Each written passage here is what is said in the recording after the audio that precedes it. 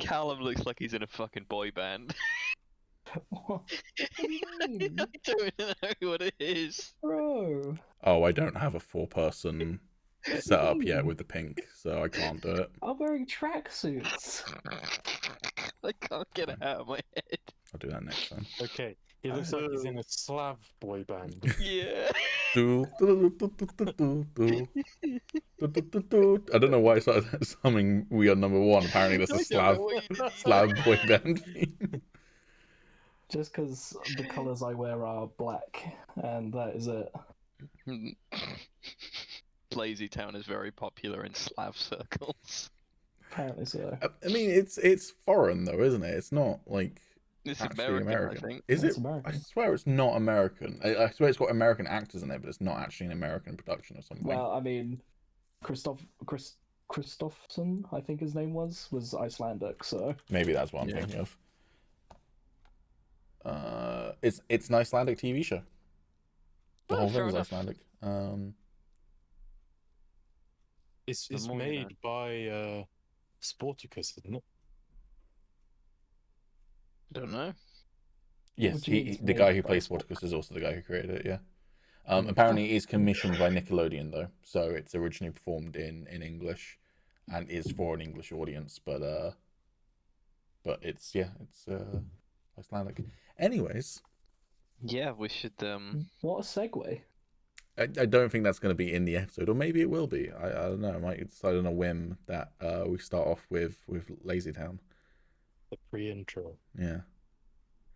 Hi everybody, and welcome to Higgledy podcast. I remembered that he says the in it and didn't say the this time. My name is Peter. I'm a human. That's you, Tommy. Point the wrong way for me. That's Yeah. confusing. But- I'm Tommy. I am the father of that voice you just heard, not Pete. The cuter one. Yeah, Pete. Okay, who are you pointing out for you? Me? Okay, hello. I am Alex. I am also a human, although sometimes I doubt that. Shit, I forgot to say I'm a human. And Fuck. I'm Too late. Callum. That's me. We resurrected him. Oh, did he die? No, you. No, you did. Oh, You died and we fired your corpse. I thought we killed him and then Oh. fired his corpse. Specifically, I thought was he just dead or did we kill him? I think he just died. Okay. Just of Either natural. well, way, he was dead, I yeah. didn't. I did not say that I'm. I worded that horribly. I did forget to say I'm a human, so I might just be an android or some shit. A sentient of- blow-up doll. You Take died pick. of old age. Old age. Fuck you guys. I mean, you are the Yeah. oldest of us. I didn't realize this podcast had law now. You're the Yeah. only millennial of the group. I am. I'm shunned by my own kind, so I've joined up with Gen Z instead. I mean, I have a TikTok now. You sicken what? me. I've got Why a do you have TikTok. a- Yeah, I It's, think it's you- just Twitch clips, but I think Oh, you right, followed okay. me on it the other day, and I was like, I mean, I Who the fuck's literally this don't guy? even use TikTok. if I downloaded it, and then I never used it. if I did follow you, it wasn't the other day. It was like 2 weeks ago, but sure. Well, that's the other day. for Because me. I haven't logged into Track. TikTok in 2 weeks, but that's fine. Yeah, I haven't logged into TikTok like for months, and it just I haven't even got notifications from it. You following me was the first notification. I was like, oh yeah, I have that app. I have notifications for it, but like I hadn't set the notifications for like 2 days, and then it was like every fucking hour. It's like, look what this guy's just posted. I'm like, I don't even follow that. Leave me alone. So then I just went, no notifications other than comments. That's the only notifications I want. Wait, actually, maybe I do have notifications, and I literally just like block it out every single time I get one. I have that with a lot of apps, but yeah. Podcast talk. Podcast talk. That was the intro. Callum, take it away. What are we talking about? I don't fucking know. What are we talking about today, boys? You're the one hosting the show, so Am I? Oh, in What do that we case. do? yeah. When we killed when Tommy died and we fired his corpse, we replaced you as the host, and we take it in turns. So it's your turn, and then it'll be In Alex's that turn next week. case, What's everyone standing on? Actually, no, I won't get political. We won't do this. I was gonna make it very awkward for Pete there, but no. Only let's have a for look at Pete? the- Now I'm interested. Well, no, because he would have to, he would have the moral dilemma of do I edit this out or do I not? Or Look, Right. it's not a moral dilemma. We can all agree that Boris Johnson's a fucking twat. Yeah. did you see that the I did, and the I've also report came out? I've also seen What was it, Parliament's 12 or response. 13 parties happened. Yeah, and Oh, Parliament's response was something along the lines of, "We take this very seriously, and we will take efforts to analyze how this happened and make sure it never happens again. We're also going to introduce an office of the Prime Minister." What the fuck does that mean? An office of the Prime Minister? Is that like a literal room for an office, or because I'm pretty sure the Prime Minister's an office already. Like that's Yeah. anyways, it's just fucking.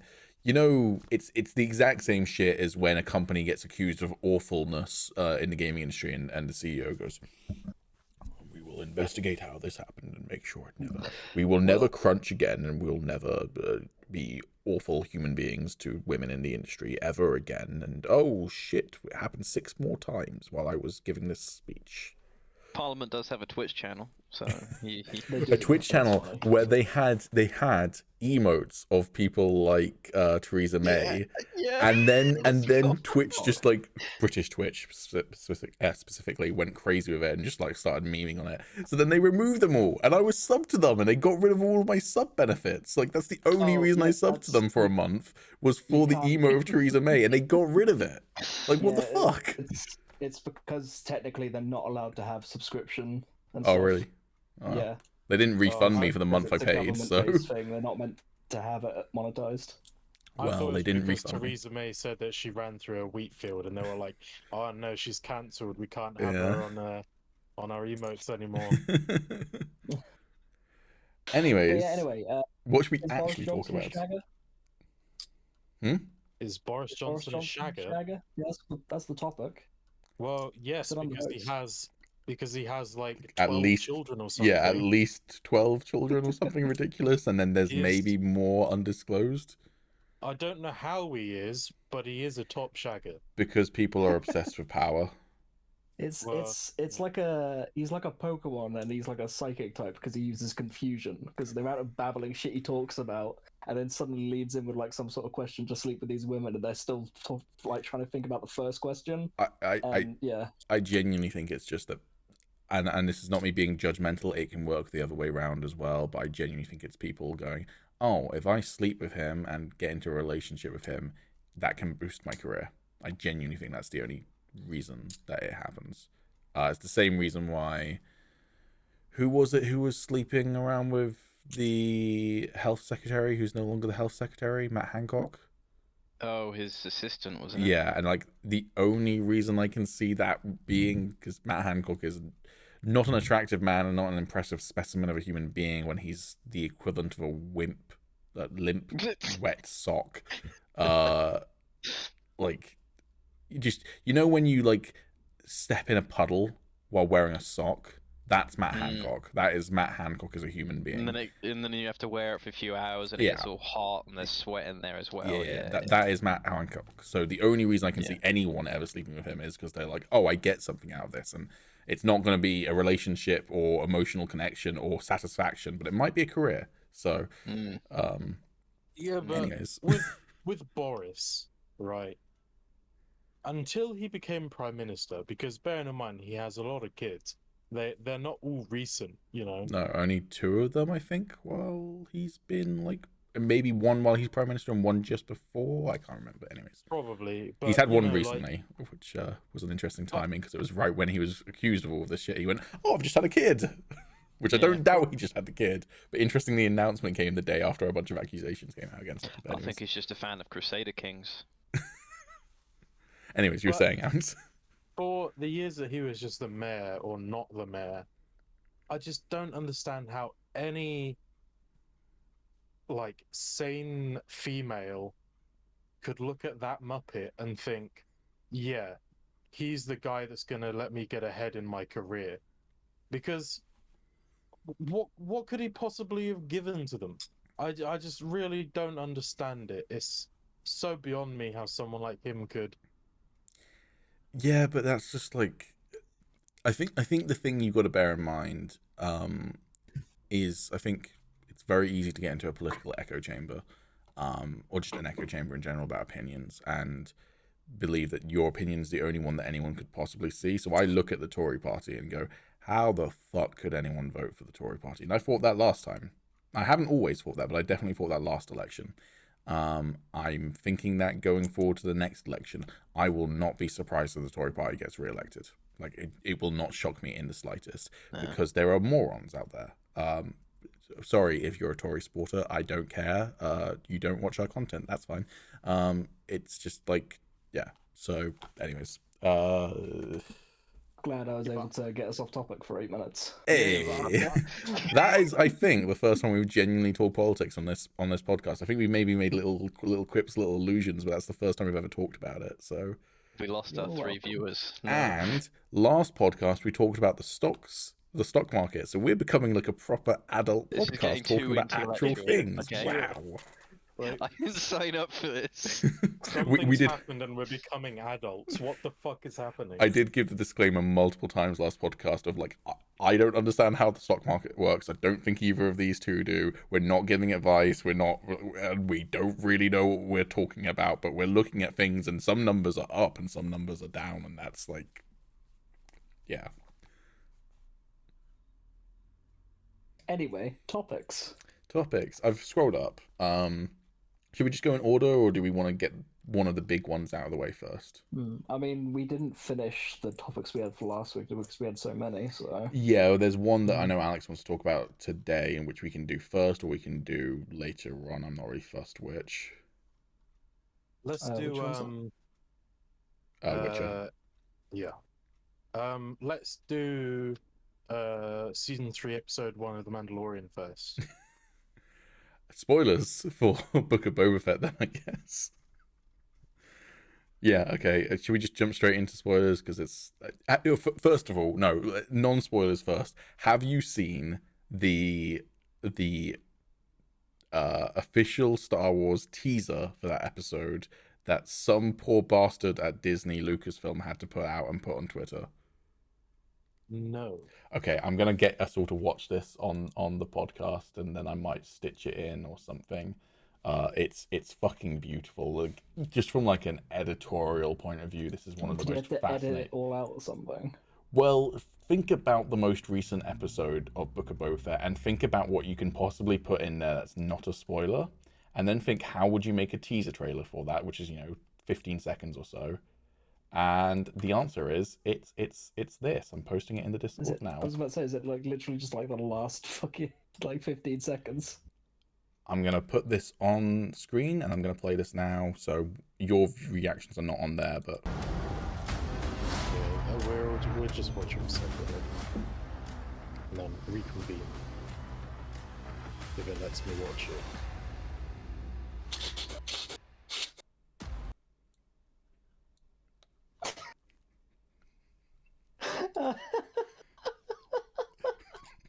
Wow! Exciting. I can't wait to see them ships.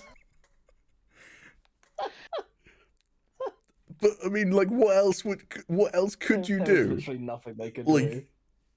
There is nothing from that episode you could show except for what they've shown. So, like, Really fair not. play to the guy. Clearly, a producer went, you have to make a 15-second teaser because that's what we do every week, but you're not allowed to spoil anything. And he's just like, I'm not allowed to spoil anything. Nothing. Yeah, you're not allowed to use anything from the episode whatsoever. I mean, that's all from the episode. All of those Is it? shots, yes, all of those shots are in the episode. But like, Oh, actually, no, I know what it is. but like, now. none of them are spoilers. And they're the only shots. They're the only 3 shots you could possibly use in the entire episode. I So, don't think it is. I could have done something with it. you reckon?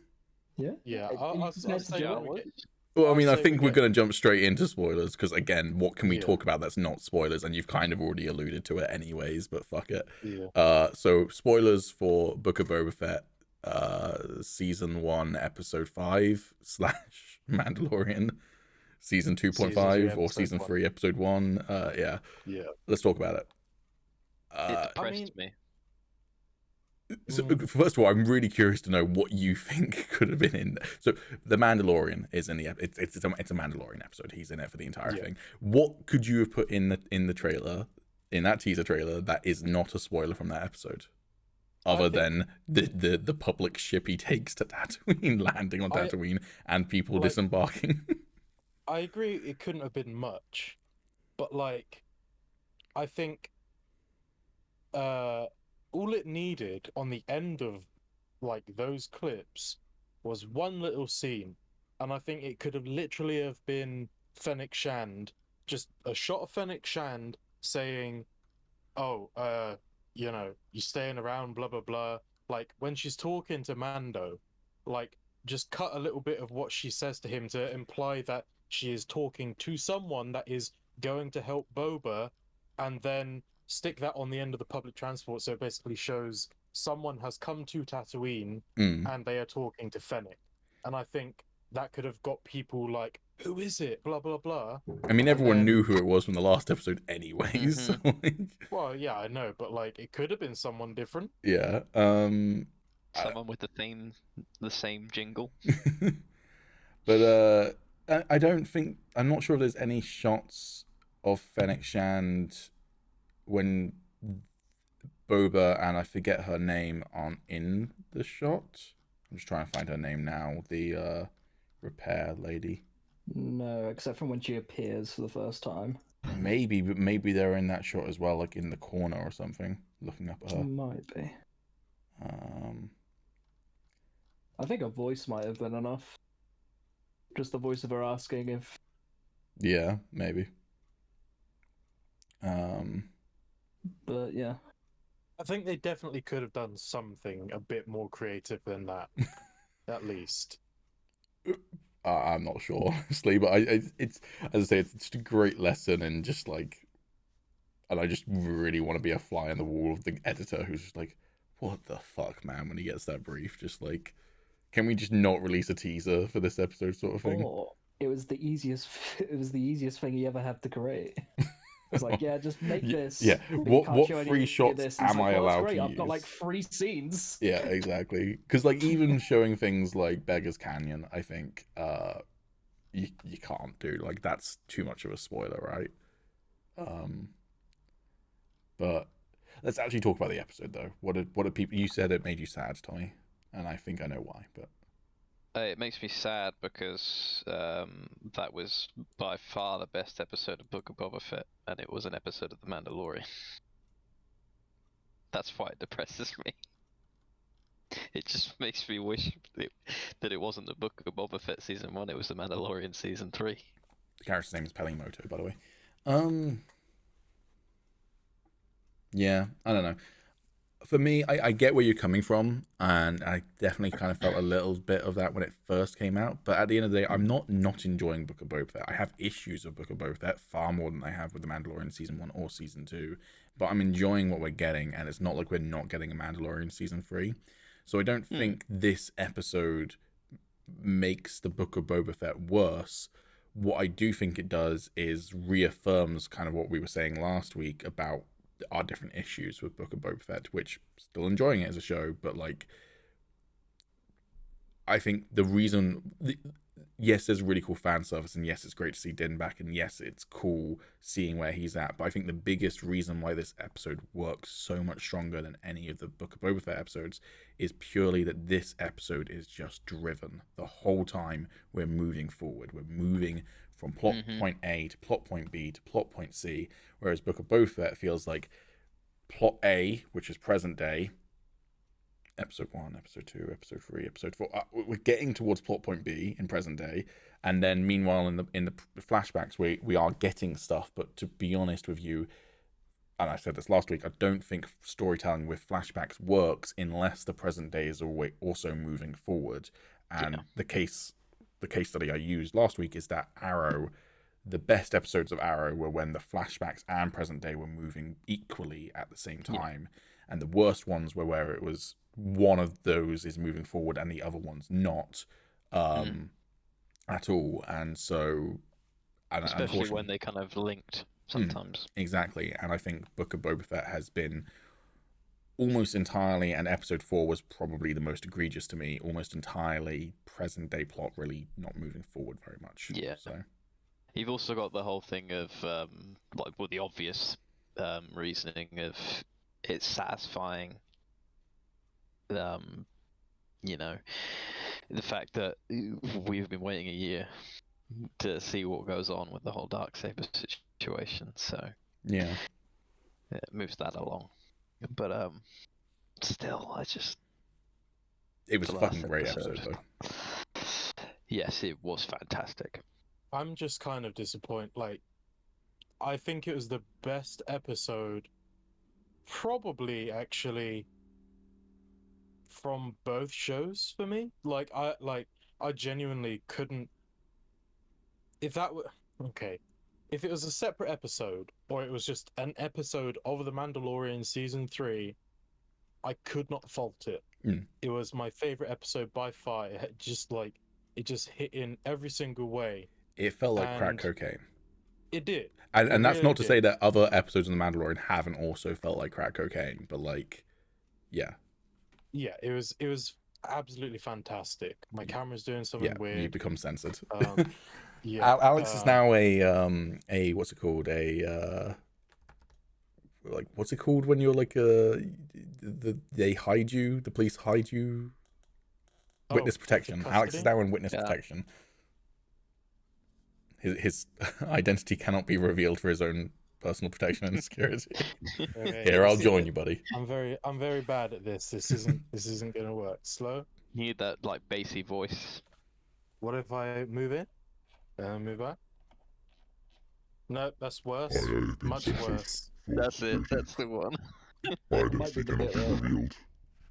I'm that one guy from SAS who does wins. Enjoy my hand, peeps. You were saying though, you can continue while trying to fix your camera. There we go. Oh, there you go. Yeah, I wouldn't have any problem with it whatsoever. My only issue with it is that it is in the Book of Boba Fett. I'm glad we got to see the episode, but I do kind of feel like it just took up an episode of the Book of Boba Fett, and I was thinking about it, and I was saying to my mum, because I was just chatting to her about it after we watched it, and I just said it feels kind of awkward because a lot of big stuff happens in that episode for Mando, and a lot of people I feel that watched Mandalorian are probably going to watch Book of Boba Fett anyway. Most of them. But I'm sure there are going to be a few people that just aren't really that interested. Prime example, my mum is not a massive Star Wars fan. She's watched all of them, and she took, me as a kid and my brothers as kids to go see Star Wars movies and such. She's very much aware of it, and saw all of the new movies and everything. But I wouldn't say she's a Star Wars fan. She doesn't care about it that much, because she's just kind of that age where she just doesn't really care about franchises at all. Couldn't care less about any of them. But she has watched all of Mandalorian because I recommended it to her. I said, you've enjoyed the Star Wars movies you've seen. I reckon you'd enjoy this. And she thoroughly enjoys The Mandalorian. She asked me, she was like, oh, I've seen there's a new Star Wars show out on Disney Plus. And I went, yes, there is. She went, should I watch it? And I went, you should give it a go, but I genuinely don't know if you're going to enjoy it that much because I don't know how much she cares about Boba Fett as a character, and its pacing is a bit weird. But I said, but at the very least, there's definitely going to be one episode that you will absolutely have to watch before you watch Mandalorian Season 3. And I almost wonder, and I don't think so, because there's you've got to bear in mind the production schedule and everything of when this episode would have been written and designed and whatever. It wasn't just tacked onto the series. But it almost feels like at this point and I don't hate Book of Boba Fett, but there have been a lot of criticisms for the show and a lot of negativity around it. It almost feels like, but I don't think this is the case, that they went, oh, we're not sure that Boba Fett can stand on his own. Better throw in a Mandalorian episode to make sure people watch it, because the show on its own can't stand on its own legs. Again, I don't think that's the case, but it almost feels like that retroactively a little bit. Yeah, I agree. And even if that isn't a case, like it's the same outcome, Mm. really. Like, even if they don't think, oh, it can't stand on its own legs, just by putting this episode in Boba Fett, you at least have to watch that episode. Like, I mean, I if you guess want to know what's actually going on, unless in season 3 they just recap it. basically recap it, but like then you might as well just go and watch the episode because it's a brilliant episode. Yeah, and I'm really curious now how they're going to deal with Mandalorian season 3's opening, because I always assumed that the immediate thing that Mandalorian season 3 is going to cover is what the fuck happened between Din and Bo. That sounds weird, just calling her Bo. Bo-Katan sounds better. Like, there was clearly some tension there, and yes, he did earn it in combat. The Darksaber, he earned the Darksaber in combat, and yes, she kind of feels like she was given it by Sabine Wren in Star Wars Rebels. Spoilers, Star Wars Rebels. She was. Yeah, and that caused calamity for Mandalore. So there might be an element of her that's like, oh, I can't just. Well, she rejected it off Din, didn't he? He offered it to her, and she went, I can't take it. But there's still going to be a part of her that's like, but hold on, if you have that, you have a responsibility to our people. And yet the first thing we see him doing, and I don't think he's become a bounty hunter full time again, but the first thing we see him doing in this episode is claiming a bounty. He's gone back to his people. He's gone back to his old ways. Where did that conversation happen with Bo-Katan? Surely we're going to see that, right? And what I'm really hoping is that Mandalorian Season 3 doesn't spend half of its season doing flashbacks to what happened between Mandalorian Season 2 and Mandalorian Season 3. The reason he did that was to get information on where his people were, though. It wasn't like he was just doing it for a job. I know, but that's still, like, that clan at that point is nothing. And also the, like, heretics, or not heretics, that's not the right word, the zealots, not the right word. The like incredibly extremist in their views, and obviously Din might go, well, the who I grew up with, of course I'm going to go back to them, but Bo-Katan's like, surely Bo-Katan would be like, you have a responsibility to our people, I'm going to help you on that journey. There's no mention of her, she hasn't shown up. I'm just like I said, I'm really curious to see what happened in that immediate aftermath when Luke walks off with Grogu. Also, just a minor little plot hole. I mean, I guess the ship still works, but didn't they take the fire spray gunship to Gideon's ship in the end of Mandalorian Season 2? Yeah. So how did they get off that ship? Or did they just fly that ship to somewhere? I guess they could have done that, but it did just occur to me that Luke showed up in his X-Wing and flew off, and Boba flew off, so they're just stuck on this Imperial ship with a bunch of Dark Troopers. But but it is a ship, so they can probably fly wherever. But yeah, I mean, I just hope Bo-Katan's dead, really.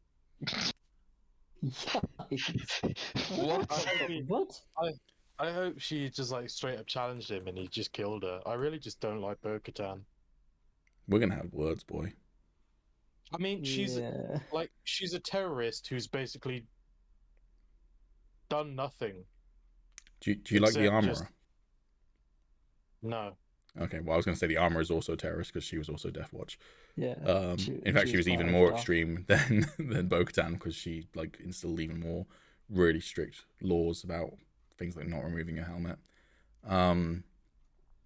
Yeah, I don't know. I don't think that this episode being in Book of Boba Fett makes Book of Boba Fett worse or makes this episode worse or anything like that, but it did leave a little bit of a weird taste in my mouth of just like... Yeah, it leaves you wanting more, doesn't it? From the series? Exactly. And it doesn't make Book of Boba Fett worse. It just, like, for me at least, it just made it abundantly clear to me how much better The Mandalorian has been. Yeah, but again, as I said, I think the biggest issue with that for me is not so much the character and not so much the writing or anything like that. It's just the pacing, which is why I'm quite hopeful there is no more flashback stories to tell. We have gotten him getting his ship back. The next thing he does is go to Typhon and get his armor back. We know what happened there, so there's no more flashbacks to do. For the love of God, don't do any flash. I don't need to see You and Fennec flying in hyperspace towards Typhon. I don't need to see it. Just don't. I don't need to know how you even managed to track Din down to Typhon. I don't care. Don't do any more flashbacks. Just have the last 2 episodes be in the present day, telling that story. And I think, depending on how its 6th landing is going to determine how I feel about the show overall, basically. But because if the last 2 episodes are really, really driven, really, really great, that's 2 hours of content nearly, or an hour and a half roughly. If they nail that, then whatever. At the same time, I'm not sure whether I'm ever gonna. At this point, I'm not sure I'm ever gonna rewatch any of Book of Boba Fett, except for maybe the most recent episode. Versus, I will happily rewatch Mandalorian season 1 and season 2. Although I was thinking, a little side note, I'm not sure I'm gonna bother rewatching any of the other Disney Plus Marvel shows either. Like, none of them have. I've enjoyed all of them, but none of them to the point where I'm like, oh, I want to rewatch that in a couple of years' time. I'd rewatch Loki. Loki's probably the closest one, and I think probably mainly just because I think in a season 2 you might need to refresh yourself up a bit as well. Yeah. But like I liked Falcon and Winter Soldier, and WandaVision and Hawkeye, but I've got no real desire to rewatch them anytime soon. What about What If? I almost don't count What If as that collection because it's such a different show. I almost count that as like Star Wars Visions. So. Okay. I think I'd rewatch Falcon and the Winter Soldier. Yeah, I mean, I could, but I just don't have any real desire to. And to be fair, I'm not sure I have any real desire to rewatch any of the MCU films at the moment, other than the No Way Home. But maybe it's just burnout from Marvel at the moment, where I'm enjoying the new stuff, but I have no desire to really revisit the old stuff, I guess. But you mean you haven't watched the critically acclaimed show Hit Monkey? I forgot that came out. I saw that on the weekend that had come out, and I do need to watch that. You're right. Yeah. I keep meaning to. But I rewatched both of the Guardians the other day. Yeah, I mean, I don't think there's any films that I would hate to rewatch, but it's just like, I guess it's just that thing of like, to give you an example, and admittedly, we are preparing a Star Wars role-playing game campaign, so I'm in a big Star Wars mood. I've been like watching Star Wars content and stuff, and so I randomly rewatched Solo, a Star Wars story recently, and like that's just like I feel like with any of the Star Wars films, I can just be like, yeah, I'm going to rewatch that, and I just don't really feel that vibe at the moment with any of the MCU films. But if I was watching any of them again, I wouldn't mind it, except for maybe Iron Man 2. But I might go back and watch Rogue One again, and then actively try and remember the characters' names.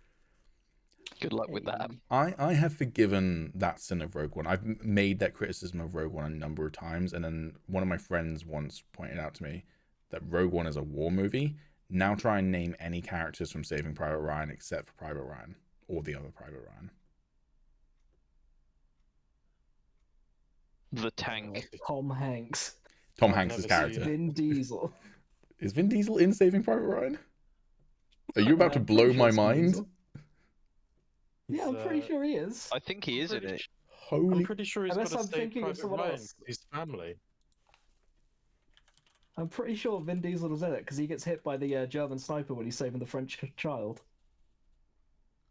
Yeah, but I think you're right. Holy shit, you're right. Yeah. How have I never noticed that's Vin Diesel? That's very strange because he is in it. Yeah, I've seen the film multiple times. I just guess I've just not been... a lot of them look very similar, to be fair, when they're grimy, covered in dirt, and in American soldier uniforms. But yeah, I'm going to have to rewatch that now and keep my eye out for Vin Diesel. He doesn't look like Vin Diesel, though. He looks more like that Twitch I streamer, mean- that Tyler guy. Oh, okay. Dies the way he lived, caring about family. Right, okay. So, But yeah, so like I think when one of my friend made that point to me, I was like, okay, yes, actually, when you think of Rogue One as specifically being a war movie set in the Star Wars galaxy, most war movies you don't remember any of the characters' names in, or very few of them. Again, another war film that I recently saw, like within the last couple of years, and absolutely loved, 1917. Can't tell you a single character's name in 1917. I can picture them, I can think of who played them, no idea what any of them are called. So, in that sense, I don't think that that's necessarily, when you think of it as a war film, which is what it is, I don't think that that really holds up as that big of a criticism anymore. But I That's definitely... the only criticism I have. There, I mean, Yeah, and that's the thing. Like, I really like Rogue One. It's definitely my favorite movie out of all the Disney ones, and Same here. like I I really like it. It just sucks that I can't remember any of the characters' names because I feel like Chirrut Iridue is Donnie Yen's character. Jay Urso or Jin something. Urso Is that her name? is Felicity Jin. Jones' character. Cassian There's a Andor, but robot. that's partially because Cassian Andor is getting his own show. KS22, he's 20 something. I think it's KS22. Might just be KS20. Is Alan Tudyk's droid. Ip Man. Ip Man is Chirrut Imwe or Iridue or something like that. It's Chirrut something. Bodhi Rook is the pilot, played by Riz Ahmed. Ip Man's friend. I can't remember Ip Man's friends. I think that's all of the main characters though. So I think I'm only missing one. Mads Mikkelsen at some point. Galen Urso. But to be fair, again, I'm like a stupid Star Wars nerd, and it took me a long time to remember any of those names, so I'm gonna take it. But I'm also probably a special case, so I'm not disproving your point at all. They are very like forgettable. Darth Vader, I remember his name. I mean, I think that's probably my favorite scene out of every Star Wars movie ever. Yeah, that's fair. Yeah, it's a I good think scene. a lot of people feel that way. Very good one. It is Very good one. But And also the ending to Rogue One. I loved it. I loved it so much. Yeah. All the characters dying, fantastic. I'm just the one thing, and this is not a criticism of Rogue One because I love what we got, but I'm just so curious to see what that original cut was, because when you look at that first, or it's either the first trailer or the first two trailers, there's such a clearly different third act, and it's like probably going to end the same. But what happened in that third act? Because you see things like Jin in a stormtrooper armor, and the way that the first trailer's cut makes you think that maybe she's going to betray the squad, and then you see her like fighting a TIE fighter up on the comms tower, and it's just stuff like that where I'm just curious to see what that was and why it got removed. Like, why did you reshoot it? Because all of it looked awesome from those trailers. So yeah. Oh, another awesome thing about Rogue One, Saw Gerrera. I will say I did find I usually watch movies and TV shows with subtitles on, and so sometimes going to the cinema, particularly when there's weird audio mixing, it's hard to understand what people are saying. See any Christopher Nolan film recently.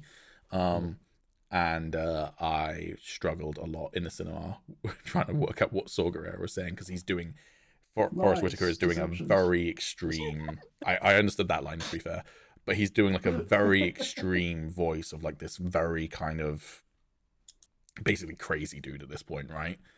He's pretty fucked up. Yeah, exactly. But like his performance in Star Wars Rebels, his performance in Jedi Fallen Order, I feel is like a much more subdued version of the character because he's younger and less fucked up. So yeah, I just found that like it was just a bit extreme for me to understand in the cinema. I was like when he's torturing Bodhi Rook and he's like going, "Oh, got it," whatever, and it's the alien's name, but I had no idea what the fuck he was talking about when he was shouting it, because he's just shouting some nonsense word. I'm like, am I supposed to understand what he's saying right now? Nowhere. Yeah, so but no, he's an awesome performance of it. Also, I think that's the first animated character who jumped over to live action as Saw Gerrera, because he first showed up in Clone Wars. But yeah, it was a bit of a transition from his appearance. yeah, and people have pointed out the inconsistency, which is that his eye color completely changes as well. Like he's got blue eyes, I think, in Clone Wars, and then green eyes in Rebels, and then brown eyes in Rogue One. It's fine, don't worry about it. That's what happens when you lose your mind. To be fair, they could be cybernetic eyes. True. Like by Return of the Jedi, you've got cybernetic arms that look, or hands that look like human hands. I don't know why he got two lots of cybernetic eyes during his lifetime, but that's beside the point. I mean, he was in war his whole life. Yeah. I mean, who knows? They could have been gouged out multiple times. He's got special eyes. Maybe that's why he's so fucked up in Rogue One. It's because his eyes have been that. I'm interested as well, because I would have to replay Fallen Order. I wonder what his eye color is in Jedi Fallen Order, because that's only like 5 years after Revenge of the Sith. I think it's probably just Forrest Whitaker's natural eye color. Probably because it looks Yeah. like Forrest Whitaker. But Yeah. but to be fair, he doesn't look that unlike Forrest Whitaker in Rebels, but it's just obviously still like that stylized animation style. But Yeah. anyways, we haven't actually really talked about any major details in book. I feel like we basically said spoilers for Book of Boba Fett, and then we just went Mandalorian, and that's the spoiler, and haven't talked about anything else that actually happens in the episode. Do we want to talk I about guess, like favorite bits? Yeah, they're brown. What? I didn't hear what you said. Ken. The eyes. Sorry, the eyes were brown. Oh, okay. Oh, right, I thought you were referencing something in the episode. I was Yeah. like, the Jawas? Like, we always knew that they were brown underneath, didn't we? Also furry. Also, we did kind of know that. It's like you can see fur on them in certain shots in A New Hope, but interesting holy that shit. she fucked a Jawa. That's interesting. Yeah, she did fuck a Jawa. I mean, that honestly makes me respect her more. If she'll fuck a Jawa, then whew. If she can bring herself to fuck a Jawa, then she can bring herself to do whatever she needs to fix my ship, and I respect that. Including hiring the Jawa she fucked. Was it explicitly said that it was the No. same Jawa, or just No. No, because when she's talking about it, then that Jawa tries to, bring it on, being like, oh, well, she likes Jawas, and then she's like, yeah, no. it's yeah. I like little bits of humor like that in Star Wars as well, where it's like it's a little bit more adult and a little bit more like that's weird, but like it's And just not, fun. Do you know who I am? I still like that line. I still like that line. Boba Fett. I mean, yeah, but it's they're two totally different. Yeah. It's two different styles of humor. I loved, by the way, at least one of my, if not my favorite line from Din, and it was his first line in Mandalorian season 1, episode 1, is "I can bring you in warm, or I can bring you in cold." So I love the fact that he used that again. I also love that implies that it's just like his catchphrase as a bounty hunter. Yeah. Like it's It's not like just what something he cool always he says said to that one people. time. He's like, when he was like, "I'm gonna be a bounty hunter one day," he was like, "I need to come up with something really cool that I'm gonna say to my targets." Oh, that's the one. But I didn't catch though that he cut himself with the Darksaber when I first watched it. He says it later, but like I was like, Did I you just not? assumed he got shot or something. No. Yeah, But- because obviously because he doesn't know how to fight with it, it gets heavier and heavier, and Mm. because of that, he like cut himself as he was trying to swing it. Yeah, it's a really cool like little detail, which makes it so funny to me that I saw someone on Twitter criticizing the Filoniverse. This person presumably just hates anything new in Star Wars because there is that subset of Star Wars fans that hate all of Star Wars. Where he was like, I hate how in the Filoniverse of Star Wars everyone gets a lightsaber, and showed the 3 different Mandalorians who briefly hold the Darksaber during this most recent episode What, of the Book of same Boba Fett. Darksaber? The same Darksaber, and 2 of them Yeah. hold it for like 5 seconds each, and then one of them is the current owner of it, yes. And I was like, okay, well, 2 of them hold it briefly, and they're Mandalorians, and one of them holds it a lot, and fucking almost cut his leg off with it. So I think it's fine that these people who are not Force sensitive get to occasionally wield a Darksaber or a lightsaber if they can't really use it properly, and would have to have a lot of training to use it. I think that's fine. But yeah. I think like a bit of a prediction I have going is I think that Din is going to become the lead. I think he's going to become Mandalore. I think so, but I'm really worried about that. And at the same time, maybe I shouldn't be, because I think the thing is, when The Mandalorian was announced, I was like, oh, cool, a show about like a lone bounty hunter in the galaxy, just like gritty, like dark, just like, and then Baby Yoda fucking throws that completely off the train tracks, and you're like, what the fuck? Okay, this is the direction the show's going in. And none of that has been bad, in my opinion. None of that change in direction of it being more about the Force and more about bigger concepts has been bad. So maybe I shouldn't worry about Din becoming this massive legendary character. But part of me is just like, kind of like, oh, I want him to be small scale still. But, you know, I trust in Filoni and Favreau. So if that's the direction they're taking in, go for it. But I mean, I think it's been going in that direction, like, because I was thinking about it last night, and you know, I think obviously one of the big things that happened this episode is, he goes back to find the armorer and Paz Vizsla, and then they have a scuffle because Paz wants the Darksaber for himself to restore his family's honor and fucking whatever. And then the armorer goes, she kind of stops the fight. She's like, look, he's bloody won. Have you taken your helmet off? And then he can't answer it. And so she's like, he does the well, monkey then, meme that I've sent you. yeah, and then Yeah. and then by right, you're not a Mandalorian. And like, I think that is really big because what I think is going to happen He's going to be is, Mandalore.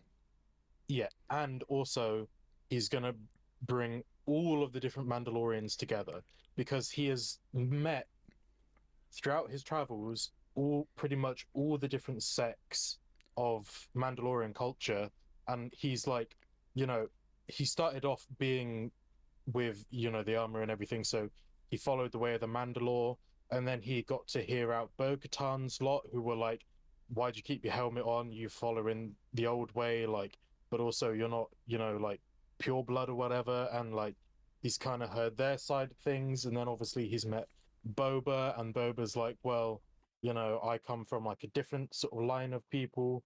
He comes from Django, who Bo-Katan's lot, and also the armorer, the way a Mandalore would say that he wasn't a Mandalorian, but also there are people out there that would consider him to be. So he's met all the different types, and I think now that he has been ousted from his own like cultural sect, I think he will sort of go on this like soul search type thing, and he will like build up to become who he's needed to be, and he'll bring everyone together. I could see that happening, and I would very much like that. Din for president. I think he's a very strong contender for it, and I think you nailed it on the head when he's like, not only has he met all these different people and heard them out, I think he's taken lessons from them all, and he's a foundling as well, which makes it this really interesting story of, if you look at, let's just be frank, the Darksaber is Excalibur, right? That's what it is. It's Star Wars Excalibur for the Mandalorians. And so if you look at King Arthur Legend, and I'm not saying that necessarily Din was actually a Mandalorian and then was found by Death Watch, but we don't know who his people were. We don't know even I don't think we even know what planet that was. We just know it was during the Clone Wars. So hypothetically, he could be a Mandalorian who was then abandoned by his parents and saved by Death Watch, and he was a foundling, or he could just be a foundling. It doesn't matter. King Arthur is a peasant. He is from a royal lineage, but in the legend, he is a peasant who then happens upon the chance to lift the sword from the stone, and then he is worthy of king, and then is gifted Excalibur. Usually, Excalibur and the sword and stone are different. Sometimes they're the same. Doesn't matter. So that kind of fits as well, of him being this person who kind of comes from nothing. So I think it does work a lot in that route. The only other person I think could be a contender for, well, there's two other people who could be a contender for Mandalore, which is Boba Fett, and we are getting a live action Sabine Wren. It's confusing, man. Major Mandalorian character called Sabine, major Mandalorian character called Satine. Make it easy for me, Filoni, come on. But yeah, so I think either of them potentially, but neither of them have been, well, I guess Boba has now been the main character of his own show, but Din has been the main character of his own show now for 2 seasons and an episode. Boba Fett's, a legacy character. But there is a theory that I want to run by you. I'm just reading up on it now because I've heard about this and I wanted to get the exact wording of it. I can't find the actual quote. The armorer says, can anyone remember exactly what she says? She says something about the Mythosaur, Legend of the Return of the Mythosaur. Does anyone remember exactly what it was? It was something about like coming out of the ocean or something. Yeah, I can't really remember. It was something like, people believe that the only time that we'll be able to return to Mandalore is when the mythosaur rises from the ocean, or something like that. And people have theorized that could be Boba Fett. Boba Fett representing the mythosaur, not literally. The reason why, and that doesn't necessarily mean that he would be Mandalore, it could be that Din is Mandalore and Boba Fett is the metaphorical mythosaur, is Boba Fett wears the mythosaur emblem. That's not particularly great evidence because lots of Mandalorians wear it. It's just kind of the generic Mandalorian emblem is the mythosaur skull, but Boba Fett has always worn it. Boba Fett literally comes from an ocean planet, Kamino, and probably the biggest, strongest evidence is that he rises from the dead in the Dune Sea. And they have made a lot of references in Book of Boba Fett explicitly to the history of Tatooine, which was established in Legends ages ago, that Tatooine was once an ocean planet. And I believe it was Book of Boba Fett which canonized that Tatooine was once an ocean planet, luscious and filled with life, and then something happened that turned it into this basically dead desert planet. So it's a dead man rising from a dead ocean who could symbolize the mythosaur for the Mandalorian people, and maybe there's something with Din and Boba teaming up together that brings back the return of Mandalorians and Mandalore the planet. I mean, yeah, I could see that. I mean, I think if it was, anything to do with that, then I think it would be just like a turning point, so like an event that signifies what is to come.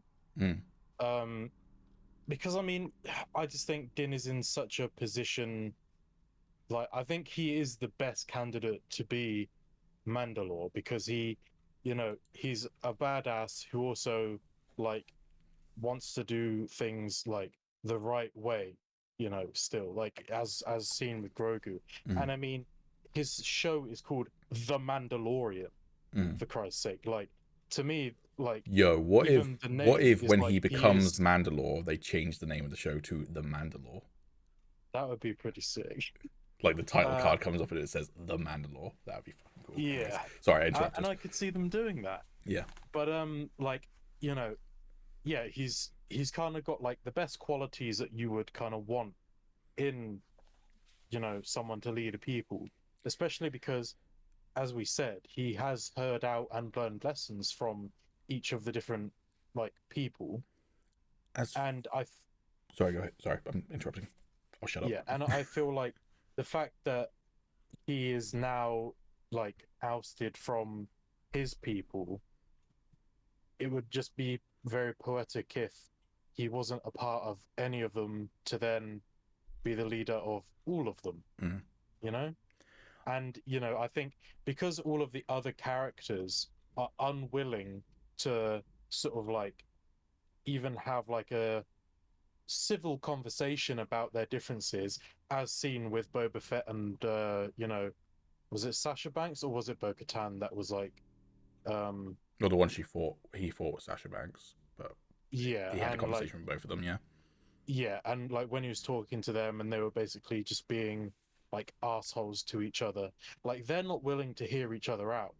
However, Din is in a prime position because he is friends with all of them to then be able to get them together.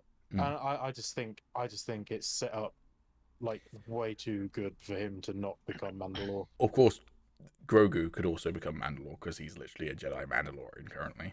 But there are theories that Din could be Force sensitive, which I wouldn't be opposed to. I kind of hope he isn't, but I wouldn't be opposed to. Yeah, I don't want it to be.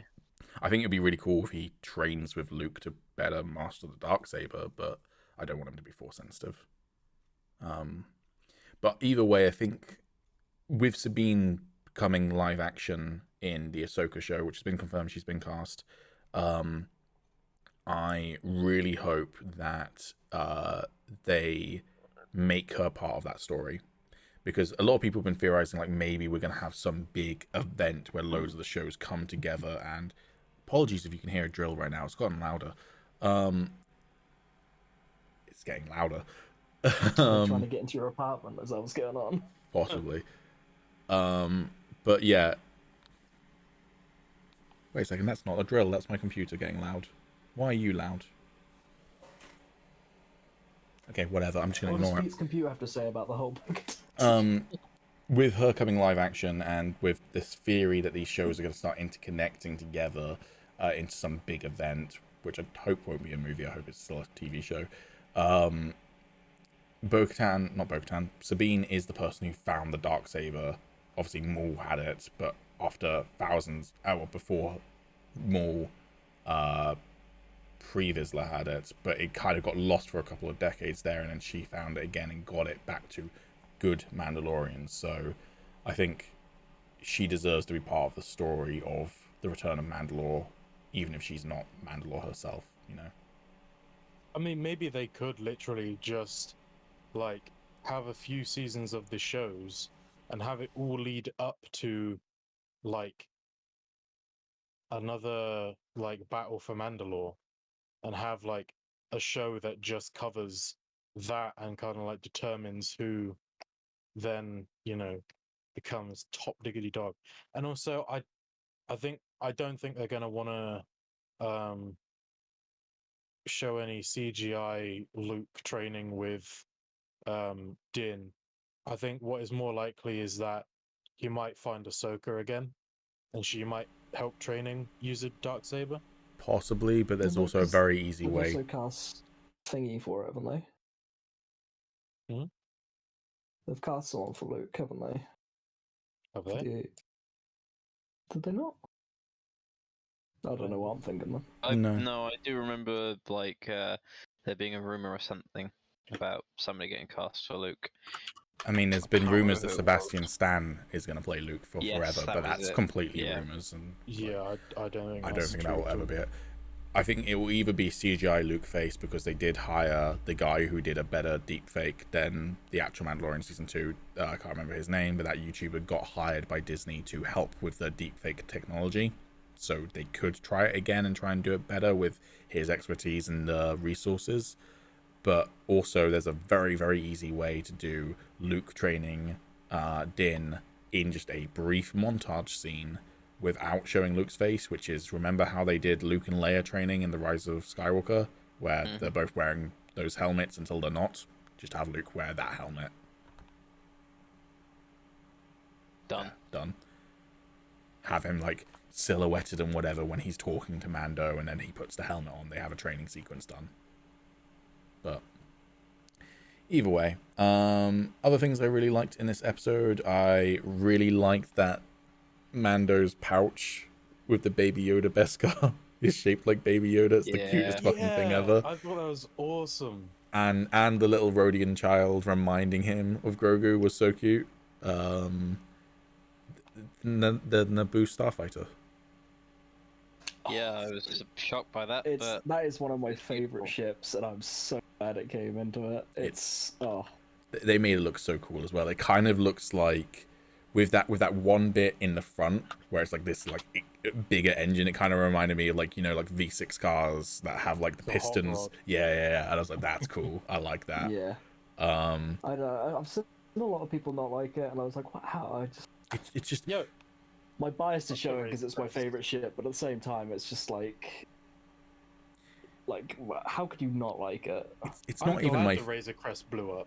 I like the Razor Crest, and the N1 is not my favorite ship in Star Wars by any means, but like it's just such a cool love letter to the Phantom Menace. And people have been like, well, how's he gonna do bounty hunting? He's not a bounty hunter anymore. Yes, he did one bounty this episode, but he's not a bounty hunter. He doesn't. Confirms that he's not going to go back to it. Yeah, exactly. Because we're not going to have Mandalorian season 3, and it's going to be like, oh yeah, I became a bounty hunter again. Also, how fucking brutal was that fight scene against the Yeah, Clatoonians? It was so good. So good. But yeah, no, like really apologies about the fan if it's like super audible in the recording. I apologize. I can't do anything about it other than restart my PC. It's not overpowering. It's not for you guys, audible, but obviously my recording into OBS is not through Discord, so apologies if it's super loud. I can't do anything about it. To be fair, it doesn't look that loud. I am like, I could maybe open up Task Manager and turn off my fans, but that doesn't sound like a good idea. But yeah, I think it's a really cool ship for him, and it's like it feels more like a another point for him being Mandalore, Alex. It's literally a royal ship. It's a ship for royalty. It's made for the royal family and their guards. It was used for the royal guard, not for the family. But it was like connotations with like a royal steed, right? I'll give you that. Yeah. And a more elegant ship for bygone era. You could also say that because it was for the royal guard and shit like that, and he's now working for Boba Fett. Could work that way as well. I'm gonna play devil's advocate. Sure. I mean, we don't know for certain. I also love how the droid area that was ripped out is now a little place for Grogu to sit. Yeah. Did you notice, by the way, subtle. that one pole they got off the Jawas to put into the ship is the exact same pole that they used in the trash compactor in A New Hope to like block the walls. I didn't know that, but that's fine. Yes, if you go back and look at it, it's the exact same pole with the exact same like little grooves on it and stuff. So that's cool. That's pretty cool. But I also love the BD droid showing up. Yeah, that was cute. BD droid. People are like, oh, this confirms that at some point Cal Kestis is going to go to Tatooine to meet Obi-Wan and he's going to leave BD-1 there. And I'm like, it's a BD droid. It's like they've appeared in other bits of Star Wars since Jedi Fallen. It's just a type of droid. It's fine. Like, but yeah.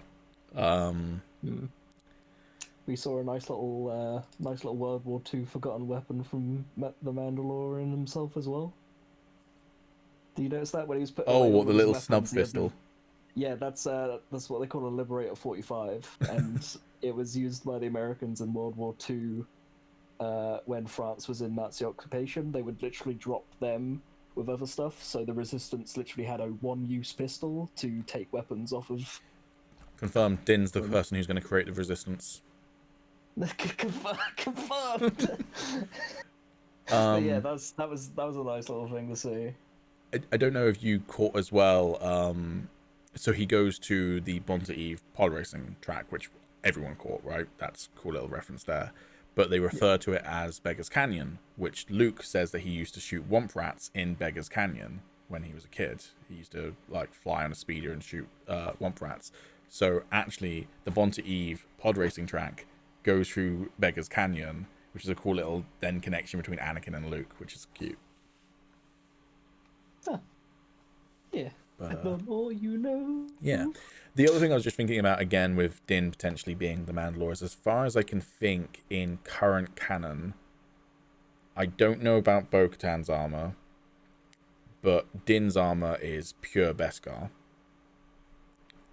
which is very rare amongst Mandalorians. It's usually a Beskar alloy, which is explained why things like some Mandalorians are seen to get shot and instantly die, even though Din can take like 30 shots and be fine. It's also why Boba Fett's helmet got dented rather than going through, is it's a better Beskar alloy than others, but it's still not as good as Din's. As far as I know, no one else has pure Beskar in current Star Wars canon. The only people I can think of is maybe Bo-Katan, because we haven't been told, but obviously her armor's going to be old. And maybe I know for maybe the armorer. And I know for a fact that Sabine Wren's armor is, I think, her grandparents or her great-grandparents, which was smelted down and reforged for her. So that's like older Beskar and therefore could be purer. But my basic understanding of Beskar is that most people for generations have had diluted Beskar because it's so rare at this point that basically people haven't had pure Beskar since the Mandalorian Wars. And Din is, as I said, the only one that we know for certain definitely does have pure Beskar. So again, he's got like the royal, for want of a better term, armor. He's got the sword. Yeah, he's gonna become Mandalore. I have a quick question actually. Something that I probably should have. Well, I mean, we set this podcast way after Mandalorian came out, but like, Mando was the only one of like his tribe that, or clan, that went to the surface, right? I don't know if that's confirmed, but he's definitely like the one who's doing bounties. I don't think any of them are bounty hunters, but I don't know whether none of them ever did any jobs ever, sort of thing. No, Well, because the point was they were in hiding. Like, Yeah. they didn't want people to know they were like, that was their base. So if they were all just leaving doing stuff, it would just clue people in immediately. So my question is, what did that's they the reason. do? So it was the case of they didn't want them all going out at the same time. So it literally was the case of like if one person's out, the rest of them, well, not all the rest of them, but it was just like they would control who would go out and in at certain times. But Din was always just going out. We don't really know We that, don't to be know fair. that, though, do we? Like, we see him go on a bounty, and he's clearly, like, a good bounty hunter who's, like, good for jobs and whatever, and he does immediately want to go on another job. But we don't know that he doesn't, like, go away for several rotations and then come back and have to wait several rotations before being allowed to go out again, sort of thing. But you were going to say, either way, let's assume you're right and just talk through your theory. Yeah, I was just going to say, what do the rest of them do? They just sit down in the sewers just chilling, just vibing. All of them are hippies, man. If I was to connotate one culture with Mandalorians, it would be Mandalorians are Star Wars hippies, obviously. Oh yeah, definitely. Yeah. Weed and guns. I mean. Yeah. Yeah, exactly. Like Mandalorians say, weapons are part of my religion, and hippies say weed's part of my religion. Yeah, literally. Well, is that hippies or is that Rastafarians? Both. Okay, so we've now gone from hippies to Mandalorians or Rastafarians. Have you also heard the accusations that Book of Boba Fett is pro-mask during COVID propaganda because Din was kicked out of a gang who kicked him out because he wasn't allowed to take off his mask? I'm like, even if that was the case, which was, established years ago before COVID happened, if you haven't caught this yet, the Children of the Watch are a fucking batshit insane cult of the Mandalorians. Like, they're not the good guys. They're extremists. They're like those various cults in the Bible Belt of America that like forced people to be indoctrinated into their ways. That is the Children of the Watch. They are indoctrinating. So You say that, but I have yet to really see, apart from Din himself and maybe Boba Fett, just because he doesn't really care, I have yet to see a Mandalorian that isn't an extremist for their beliefs. Sabine in Rebels. Okay, I've not seen Rebels, so I can't comment on that. And probably her family. Although I don't know for certain. I think Sabine's mum might have been in Death Watch. She definitely is with Bo-Katan when they're taking back Mandalore in Clone Wars Season 7. She's like Bo's... sounds so wrong to call her Bo because I think of Bo Burnham. Bo-Katan's right-hand woman. But I don't know if she was part of Death Watch. Death Watch is definitely an extreme. Oh, also, Duchess Satine is not an extremist. Yeah, I was just going to say... Okay, so 3 Mandalorians out of and all of the billions of or millions of Mandalorian citizens during Satine's rule. Well, yeah, but I mean, we never really got to see the people's opinion, really, because it was obviously mainly just the political figures involved. What's his name? Okay. Kirky or something? No, Curti, the one who's theorized to be Satine and Obi-Wan's son. Corky. Is it Corky? Yeah, it's Corky. It's Corky, yeah. Corky's an innocent boy and is totally Obi-Wan's love child. Yeah, and he's going to show up in Kenobi. Sure. You wait. He's going to be the main story thread of Kenobi. Fuck the whole Anakin and Obi-Wan relationship. Nah, it's all going to be about him connecting with his son Corky, and then Corky's going to tragically die, and that's why Obi-Wan's going to be even more protective over Luke, is because he's seen his own son die. I've called it. I mean, that's the that scoop. Would be sick. That would be sick. I could totally see that happening as well. Vader is going to viciously kill Corky in front of Obi-Wan, and that's going to be the finale of Kenobi. You've heard it here first. Sure, we'll just go straight to that, shall we? But yeah. Yeah, I think we talked about Book of Boba Fett enough. We talked about it a lot. So any final thoughts? Or... The way they tried to get Hayden Christensen back for Kenobi, or the way they did it was like, hey, we're going to bring you back on board if you get to kill more children. Yeah, you get to kill more children.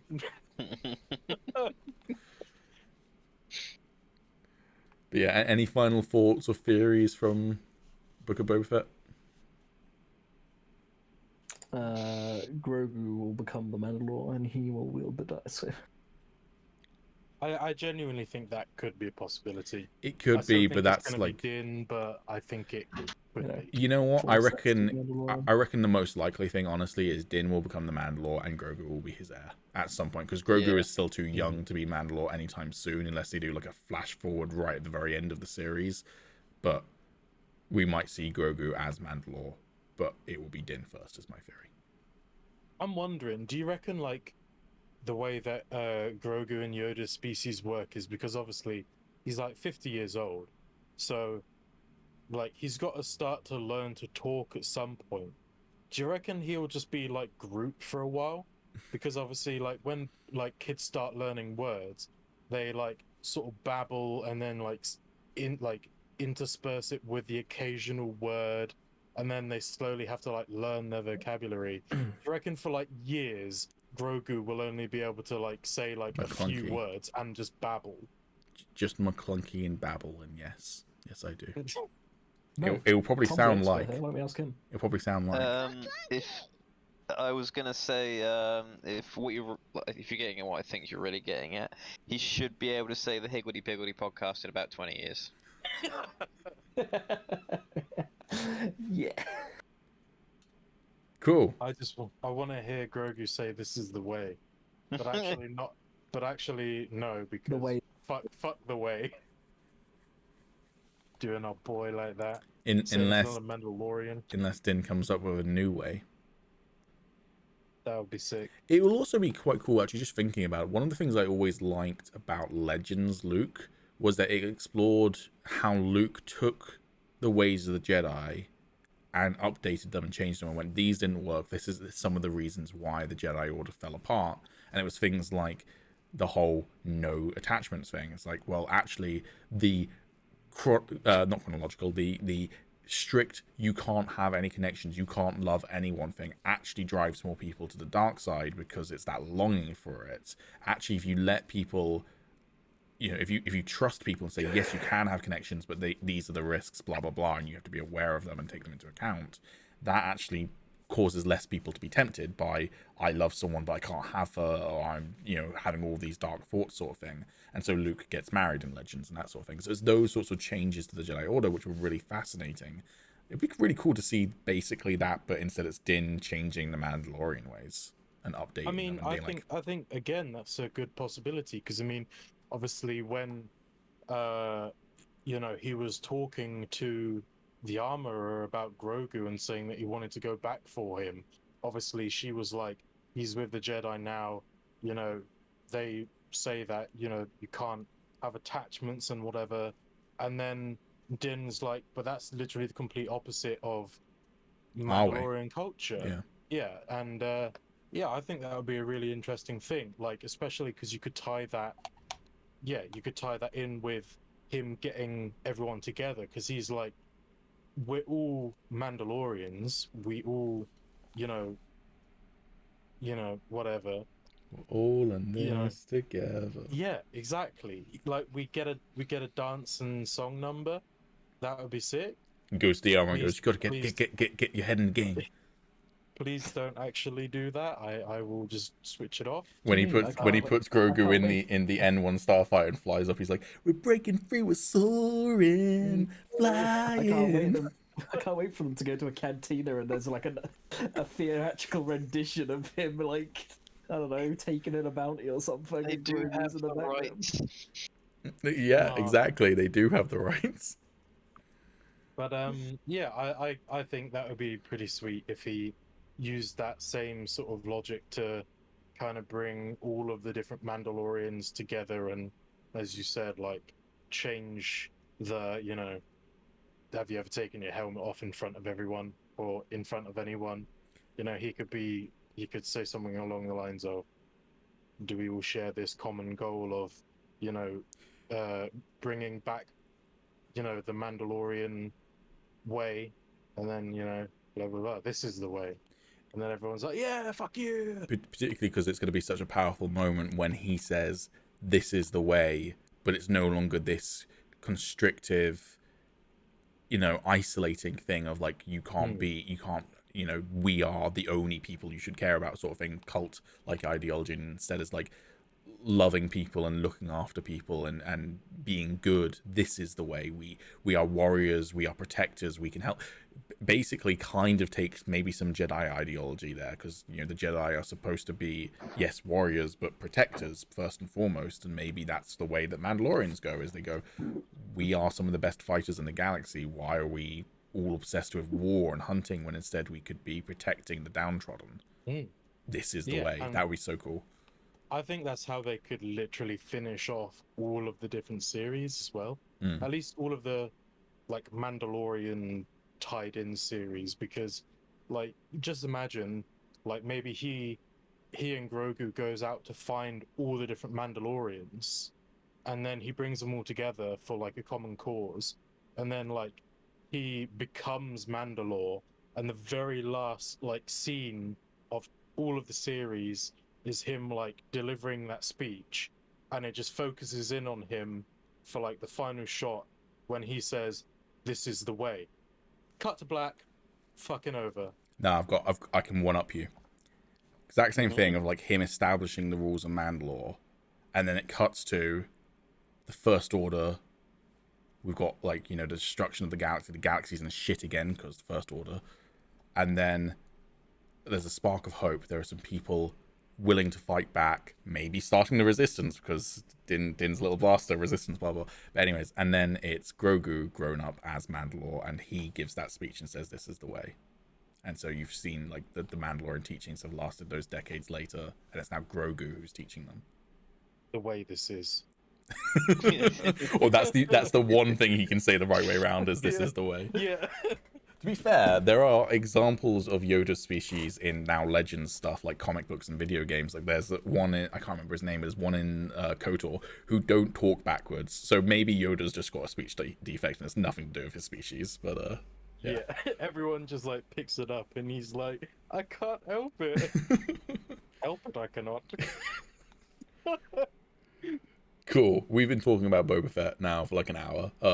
We detoured a bit, but any no, that was like the first 8 minutes. Yeah, I know, but any last Book of Boba Fett thoughts, Star Wars thoughts? Because we've got also The Witcher to do today, which is going to be like probably close to another hour. Alex is gonna have to make that a special. Like, Well, we did say we could do a roll for insight. We could do a roll for insight for it, yeah.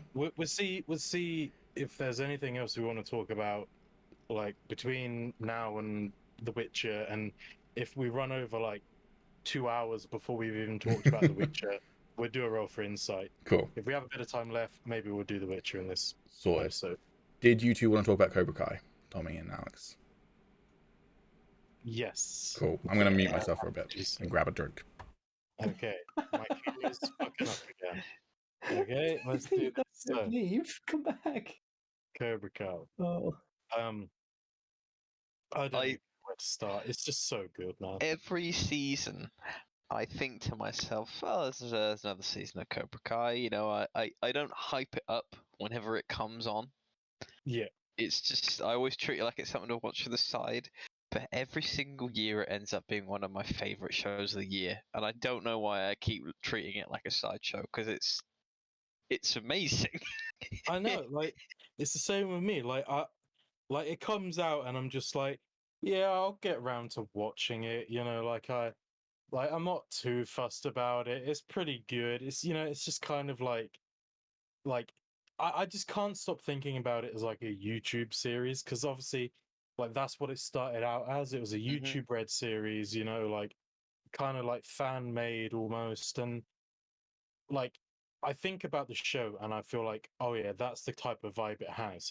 But then I watch it, I'm just like, okay, there are like some little bits of crap acting and a little bit of like, I think that it's the iffy right amount writing. that it adds to the charm, though, because it is still like Yeah. that cheesy 80s vibe, isn't it? And Exactly. nostalgic, so that works. Yeah, and then like you get into it and like, yeah, I just become obsessed with it. Like as soon as I finished the season, I was on YouTube looking at bloopers, interviews with the cast and everything, and I was like, How has this even happened to me? I wasn't Yeah. that fussed about it. I think every single season I have binged the entire thing in one sitting. I think I watched it every year. over a few days, but like it was still pretty quick. Yeah. Even the Yeah. first YouTube season, I remember watching all of that in one night. Felt like that was when I moved into my last house, and I was supposed to have a lot of setting up the next day. Productive day, go out for breakfast, take Chester to breakfast, and sort the house out. But instead, I watched Cobra Kai for 8 hours, and it was like 5 in the morning when I finished. Like, yeah, shit. Oh, was that when I messaged you in like the middle of the night and I was like, "What are you still doing up?" And you were like watching Cobra Kai. Bro, show. Yeah, it's just so good. I mean, should we talk some spoilers? We can talk some spoilers. Yeah, okay. Warning. Season, what is it? 4 now? Was it season 4? Yes, I think so. The latest season of Cobra Kai at the point of the 31st of January 2022. Is season 4? I'm just saying, like, that's the spoilers. It's for the most recent season if you're watching this as of the 31st of January 2022 or a little bit later. If you're watching this a year later, we're talking about last season. There you go. Okay. Yeah, I mean, we'll go with that. Obviously, like, the story ties in with everything that's happened before, so if you've never seen the show before, probably don't listen to this. Strike first, strike hard on that pause button. Yeah. Cobra Kai reference. Oh, there's so much happened this season. I think, like, I'm gonna just say, the only thing I haven't really liked about this season is just like the whole Johnny, like Daniel, like frenemies thing, because I'm just a little bit bored of it by now. I think they might be done with it now. I really hope so, because like it just really gets too much. Like I don't think it was necessary. Like they could have completely skipped over their like frenemies thing and just focused more on like, like the kids' reaction to it, more on like how they are sort of handling the different styles and everything. And I mean, obviously they still do quite a lot about that in this season, but I think they could have done more. But overall, I think it was so good. Like the whole dynamic between Johnny, Robbie, and Miguel. Yeah. Like that whole like, oh, he's our dad, that type of thing. I really love that. It brought up some excellent scenes in the series, especially when Miguel is kind of thinking to himself, yeah, like Johnny's the closest thing I have to a dad, and he's been there for me. He is there for me. And then Johnny's like, oh yeah, love you, Robbie. Well, this is the thing. This is why I love the show, is that even though it's got this cheesy 80s vibe, it has some of the best writing and best character development I've ever seen, because you just, like, obviously every show has some predictable things, but this show, you have no idea what's going to happen. Like, everything is a shock. I mean, I wouldn't necessarily say that. I think this show is still quite predictable. It can be, but like the whole, I feel like even though it I is love you, Robbie. It's not. Didn't see that coming. Yeah, I think even though it's predictable, it's still done in a way that you didn't expect. Like, I guess, like the thing that happened, you were kind of, predicting, but the way they actually did it. Say that counts. Also, Hawk, didn't expect Hawk to win in the final, and I was pretty happy about that. I thought that was a really, really amazing fight as well. Yeah, I'm really happy that Hawk won. However, I still feel a little bit shitty about it, because technically he shouldn't have won if Robbie didn't just like pause looking at Kenny. So it feels like a bit. Took his eyes off the prize, man. I mean, yeah, I know, but still, But yeah, I think and also the scene with Johnny and Robbie at the end, I thought that was just brilliant. Like, oh god, it's just going into so much. There's just so much to talk about Cobra Kai. I feel like we probably should have like done a roll for insight on this and talked about some of the previous seasons as well, because it's kind of difficult to give a broad overview of a whole season, of which has been 3 prior or 2 prior. Hmm. Oh, overall, just very good. Very, very good. Yeah. I would honestly give it a 10 out of 10. Easily. I'd give it an 8 out of 10. Give it a 10. I think it's exactly what it needs to be. And I love it for that. The only reason I give it an 8 out of 10 is because I have a couple of small gripes, and I'd be pretty hard pressed to give any show a 10 out of 10. Are they Too much story water. related gripes? Like, you It's would have just preferred kind things of what I were certain said, ways, like, or- you know, a little bit of crap acting, a little bit of crap writing. Yeah. I mean, actually, my favorite scene out of the whole thing was when Johnny and Daniel just had their fight, and they knock each other out at the same time, and they Mhm. go and look at the camera, and he's like, "Go to another angle." Yeah. And he's like, "There is no other angle," because he's just recorded it on his phone. I thought that Yeah. was brilliant.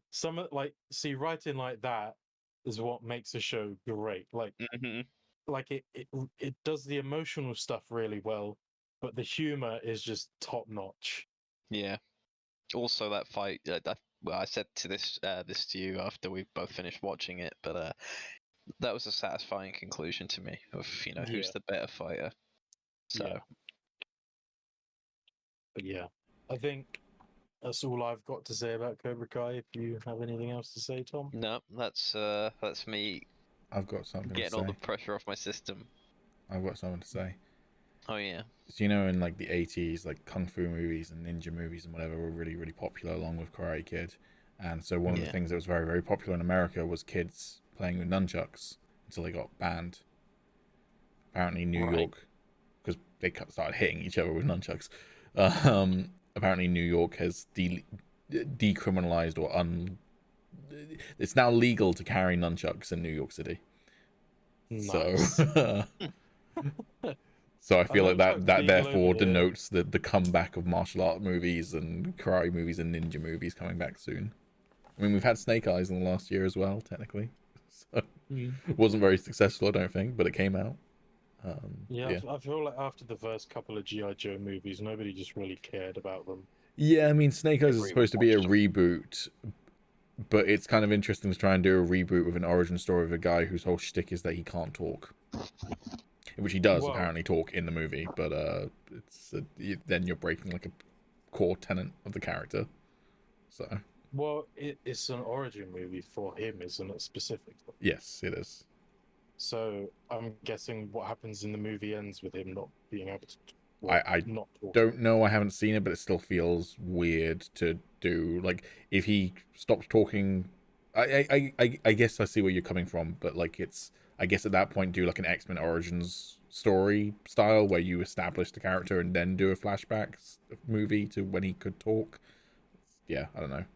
It's like if people are excited to see a Snake Eyes movie, and then one of the core elements of the character is that he wears like the costume and he doesn't talk, and he doesn't do either of those for most of the movie. That's a bit weird. Like I'm pretty sure he doesn't wear the Snake Eyes costume until the very end either. But I mean, I guess, but then also it'd be pretty boring if he just doesn't talk or do anything. I don't know. And Mando is a decent example of it, but there are plenty of characters in cinema who work well with barely talking or not talking at all. You can make them still cool characters. So Barely talking. Deadpool. Yes. Deadpool in X-Men Origins Wolverine's second half is a great example. Character who doesn't talk that was so much.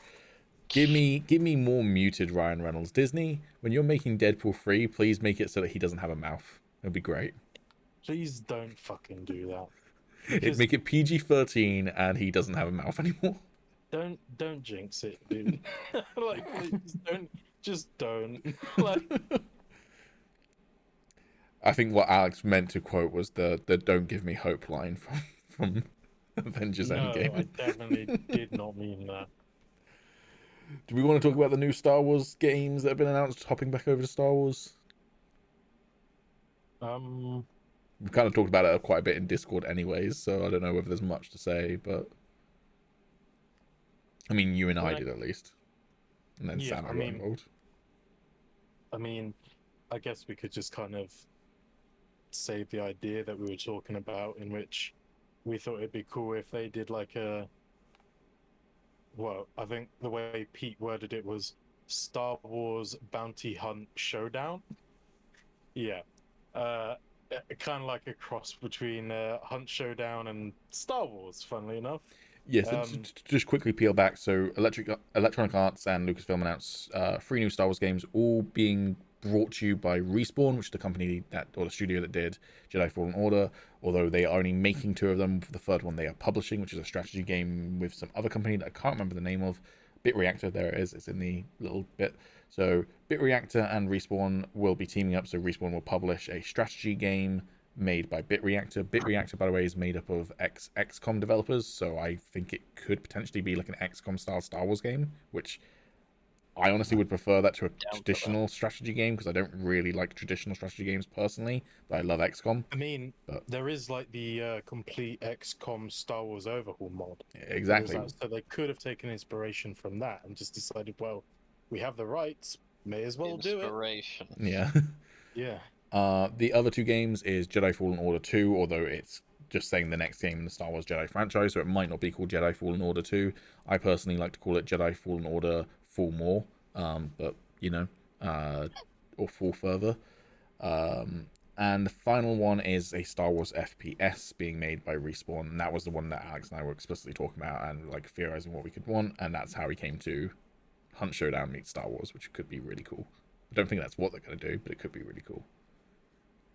I personally want them to name the game Star Wars Fallen Order. I've fallen and I can't get up. I want them to call it Star Wars Jedi Fallen Order, just a couple of Fall Guys. And then you introduce a new Fallen Jedi, but it's also Fall Guys now. But yeah, no. So they're making an FPS, and it's made by the developers of Titanfall, which one of the best FPSs out there. And Titanfall 2 has an amazing campaign. So personally, I hope that it's a solo, or not a solo, but a more single-player focused, more focused on the campaign FPS. If you want to put multiplayer in it, fine. But I don't care about Battlefront 3 personally. If they make it, that's fine. But I just feel like there's a waste of their talent when what they're really, really good at is really quick, fast-paced, dynamic first-person movement. And I just can't imagine Stormtroopers moving like that. So it'd be really boring if they just make it Stormtroopers and Rebels running around like Battlefront 1 and 2 were. So Yeah, I mean, I personally, I really would like Battlefront 3. Not necessarily by that company. I think they just absolutely dropped the ball by basically abandoning Battlefront 2, especially after it just like had an increase in its player base. Like, you know, things were going really well for it, people getting back into it, just abandoned it for whatever fucking reason. I would really like Battlefront 3. And I think if they were going to do a Battlefront 3, like, I know there are concerns like, oh, well, you know, how could they make it really any more different to, you know, what is already in the game? All they'd have to do is, like, all they'd be doing is adding, like, characters from the same eras we've seen. And, like, what would they do for a story mode? And I said, what would be cool is if now that, you know, after Rise of Skywalker and everything, they have established that Old Republic characters existed, like Revan, for example, you know, and all the different like people on Exegol, named after the different Old Republic, like well, not just Old Republic, but like Sith throughout history. I will just say, as much as I love that, and I really hope that someone runs with that, it's only confirmed through visual dictionary stuff, and visual dictionary stuff is like, it's not canon technically, but it's like the art directors and the concept artists and the modelists and everything who are massive Star Wars nerds being like, yeah, this is what this thing is, and then an author going like, yeah, that's what that thing is, and then the director didn't necessarily sign off on that, the writers didn't necessarily sign off on that. I don't even know if Lucas Story Group signed off on it. So like, yes, but also maybe not. They could just decide to completely ignore that. That being said, obviously we are getting KOTOR, so Revan's kind of probably canon anyways. But anyways, I'll shut up and let you continue. Yeah, if it is canon, they should well, if it isn't canon, they should canonize it. If it is canon, then I would like for them to make a Battlefront 3 game. And seeing as we've had, like we've had a original trilogy series, we've had or original trilogy campaign, we've had Fallen Order, not Fallen Order, First Order campaign. I mean, they could do a prequel campaign. Don't think they will. Don't really care. They could spice it up by properly establishing part of the Old Republic era and have an Old Republic campaign, and then they could put all the Old Republic characters in there, which I know a lot of my fellow Battlefront 2 players would love to see. And I think that'd be pretty awesome. However, failing that, I'm not a massive fan of single player games myself. I prefer playing with friends, so I would like a multiplayer game. And what I came up with was like a Titanfall-esque game where you basically play like different maybe bounty hunter factions or crime syndicate factions, with like being able to choose your different species as like a sort of like base sort of thing with different abilities, and then you choose like a class or like create a class with different abilities and stuff, and um play like objective game modes where you have to fight for your different factions and what have you, because as Pete said, it would be pretty boring if you have like a Titanfall type game where you're just running around as a stormtrooper. Like we've seen, stormtroopers, droids, Imperials, rebels, whatever, in all of the other games before. I think it would be cool if they just scrapped all of the whole, galactic war factions and just let you play as something different, because I think it's around about time that we get more like that. And I mean, as we've seen from all the different shows and everything, we are getting sort of like better looks into the different factions and tribes and clans around the galaxy. I mean, just look at the Tusken Raiders and stuff in Book of Boba Fett. You get to see more of their sort of culture and what have you, and like the biker gangs and whatever. I think that stuff is interesting. Just getting to see the different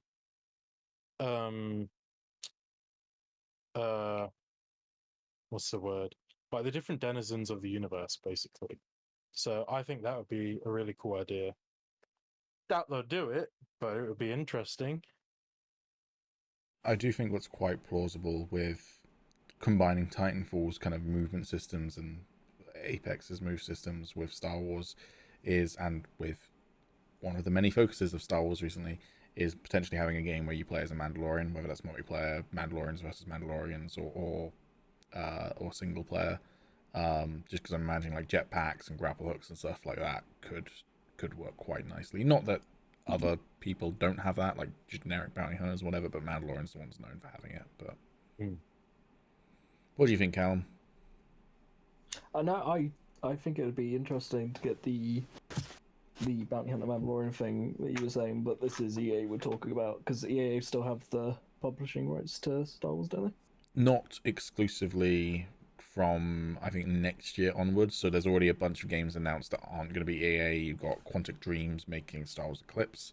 Shame it's being made by Quantic Dreams, but anyways, you've got an Ubisoft unannounced, well, not unannounced, Ubisoft, no details yet announced, open world Star Wars game.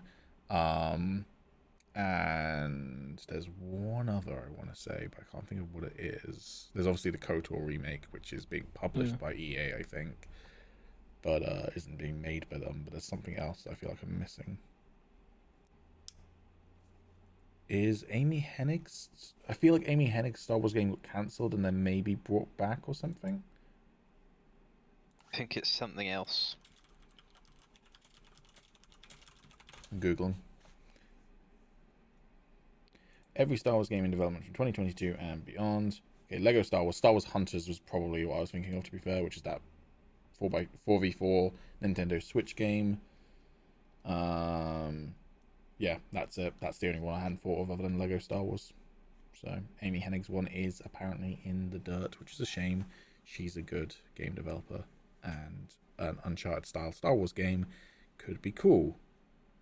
Speaking of which, do we want to talk about Star Wars 1313's little leaked footage? Or do people not really care about it beyond them being sad? Yeah, I mean, there's not really an awful lot to talk about. I mean, I think it could have been good. I think, like, a lot of the sort of gameplay reminded me of the time that it was supposed to, you know, be in production. Like, it seemed very, Assassin's Creed. kind of, but That particular gameplay footage reminded me of Assassin's Creed, but the original trailer was very Uncharted vibes to me. there was a game that I used to play on PSP, and I cannot for the life of me remember what it was called, but you played, like, the main character that you played as was like a female Twi'lek, and I used to love that game. It was so good. Did you love it because you played as a female Twi'lek? No, I just thought the gameplay was sick, honestly. Like, genuinely, I mean, little, you know, pre-puberty me probably didn't really care. I think maybe me going through puberty might have cared a bit more about playing a female Twi'lek, but as a kid, I didn't, and the gameplay, like, blew me away. And Star Wars Lethal Alliance. yes, that sounds about right. Never played it. It was really good, and the gameplay, or like just a little bit that we saw of 1313, reminded me kind of like that, or kind of Kind of like that. like, Yeah. kind of like that. You just added an extra word. It's fine. Yeah. Yeah, and it definitely felt a bit dated to me, but like I could see it having potential. It definitely If they felt wanted to dated, bring but it back, I think it felt dated for two reasons. One is because it's an old game, like it was announced in Yeah, like yeah, 2009, and two, that is like pre-alpha footage. So like there's moments like he shuffles past a crowd, someone in the crowd, and the person in the crowd's like a good 2 feet away from him when he shoves past him in the animation. But it's like, it's fine, it's pre-alpha, it's unclean, but Social distancing Yeah. before it was popular. but I think it, like, although it looked a little bit outdated, or like just the gameplay seemed a little bit outdated, like the actual style of the game and like even the graphics, I thought were really good for like back then. it might be more recent than 2009. Maybe it's like 2012 era. I can't remember exactly, but it's even still, I yeah. think it looked really good, and like, you know, the sort of underbelly of what I'm assuming was it's Coruscant. It's literally level 1313 of Coruscant was where it's going to be set. Yeah, like I think it would have been a really interesting setting, and like I'm pretty sure it probably would have been a pretty good story as well. I think it because could have was had the unlike- potential to be the most interesting Star Wars game we'd gotten in a long time, and Yeah, because of a lack of Star Wars games since then, probably one of the most interesting Star Wars games we've gotten since then as well. But yeah. yeah. I think it's a shame that it didn't go ahead, Mm. but who knows? The concept could always be brought back. I mean, look, the Deadpool movie got revived from a leaked trailer. 1313, I'm pretty sure the only reason 1313 got cancelled is because it was in development in the middle of the acquisition when Disney took over, which would place it around about 2013, 2014, now that I'm thinking about it. But it was in the middle of that acquisition, and Disney literally stopped all Star Wars projects when they bought the property. So it wasn't cancelled because it was shit or anything like that. It was cancelled because it was in the middle of a company acquisition and just things didn't line up. So theoretically, and I don't know the legality of it because presumably Disney owns the Star Wars IP and probably owns the rights to that name, but I don't know whether the company developing it would retain the rights to story elements and what. I have no idea how that would work, but theoretically, could they revive it if there's an interest or a very similar game? Yeah, maybe, and I'd be down for that. Who knows? Maybe that's what the Ubisoft open world Star Wars game is more or less going to be, because it's kind of, particularly that trailer, as I say, kind of reminded me of old school Assassin's Creed with the parkour sequence and everything. So, but there are a couple of games that I never played, and they were the Jango Fett ones. yeah, the Bounty Hunter one's particularly popular. I think it's literally called just Star Wars Bounty Hunter, was particularly popular. But yeah, I would like them to be remade or rebooted, because I think now that we've seen quite a lot of Mandalorian characters within the shows, I think now that we've gotten a little bit more backstory for Boba through Clone Wars and his show The Mandalorian, I think it would be cool to see some more of Django Unchained.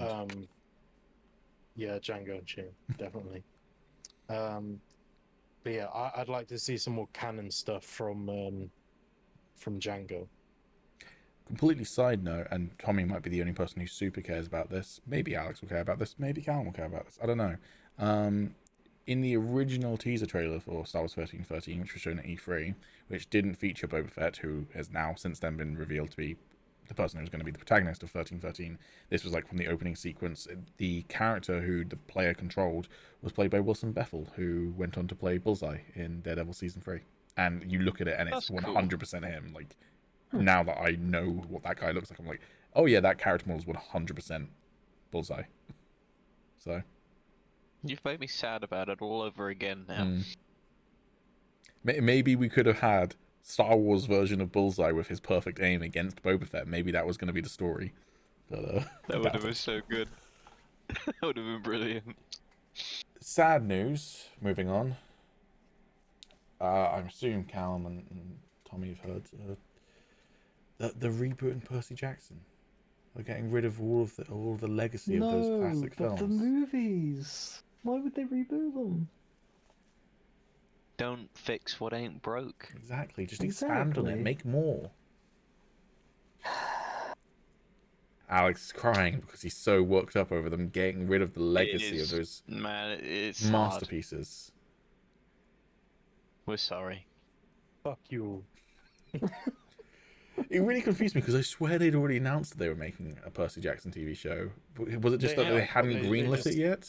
They'd announced it. They just hadn't properly titled it or anything. Gotcha. So it's just now it's called Percy Jackson and the Olympians then. Yeah, it was more when they first announced it, it was literally just like, hey, we're gonna make a Percy Jackson TV show. That was literally all that they said. Now we've actually got the title, the cover, title, art. And Logan Lerman is confirmed returning, but he's still going to play Percy Jackson at whatever age Percy Jackson is in the first book. But it's going to be Logan Lerman playing him still. Do you know what the most heartbreaking? I mean, I think he can get away with it. Do you know what the most heartbreaking thing about the first two movies was? That they didn't make a third. No. That they weren't 3 hours long. No. That they didn't do amazingly at the box office as well as at the Academy Awards. No. That you've only been able to watch them both 100 times each. No. That they were better than the books. That made you appreciate the books a little bit less. Are we getting warmer or? No. No. It was the fact that I felt Logan Lerman was literally the perfect casting choice for Percy Jackson. And it just so happened that it had to be in two of the most terrible films ever made, ever. One thing I thought was really funny when they announced that, though, was that a couple of days later on Twitter, Percy, just the word Percy, was trending, and I clicked into it, and it was this perfect mixture of Percy Jackson, and people were excited about that, and people excited about Percy from Critical Role showing up in, well, not showing up, but being in The Legend of Vox Machina. It was just like the Oh. perfect split of like tweet about Percy Jackson, tweet about Legends of Vox Machina, and just like, boom, boom, boom, boom. Which Yeah. I don't know if people want to talk about that. I haven't seen any of it yet, so we are going to do that. I'll deafen myself, but yeah, I haven't watched any of it yet. I have seen the 3 episodes in a row, and it is. I won't go into spoilers. I'll just quickly say it's really fucking good. It's very good. It's very fucking good. Like, it's kind of everything. I didn't really know what to expect from like an animated D&D series, but Why not? There was an animated D&D series in the 80s. I mean, okay. Okay, that's true. That's very true. It's better than that. Wow, high praise. Is it better than your 2 favorite movies, Percy Jackson and The Lightning Thief, and whatever the second one's called? Sea of Monsters. Sea of Monsters.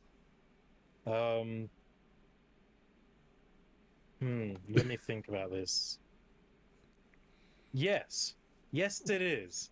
It is it's so much fucking better. High praise. It's like if I had expectations for the show, I'm sure they would have like gone over them. Yeah. Halo. I'm checking out. Same here. I have nothing to say about it, really. Well, Tom. As our resident Halo expert, talk about the trailer. I haven't watched it because, to be quite honest, they've been darting this Halo TV show around for so long. I stopped caring like half a decade ago. Okay, I did watch the trailer. It looks okay. I'm not not a huge fan of Halo. Some people are disliking some of the CGI. Some people are disliking how quick Master Chief can move in his costume.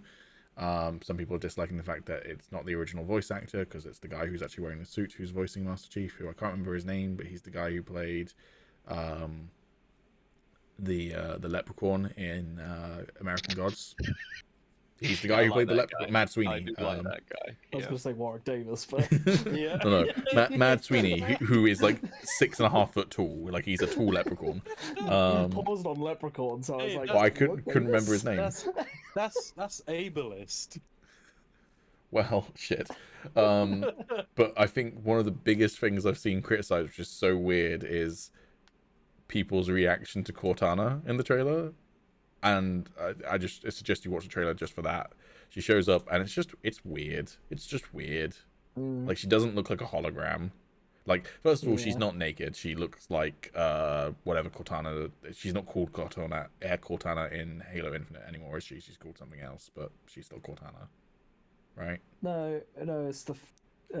I'm pretty sure. I don't know what you're talking about in Halo Infinite, but He has a new he hologram, has which a is basically it's a different Cortana. it's a different AI. It's not actually Cortana. Yeah, but it's like the totally same. different AI. It looks like Cortana, but she's wearing clothes. Is the point I'm trying to make. Right. Okay. Yeah. Cool.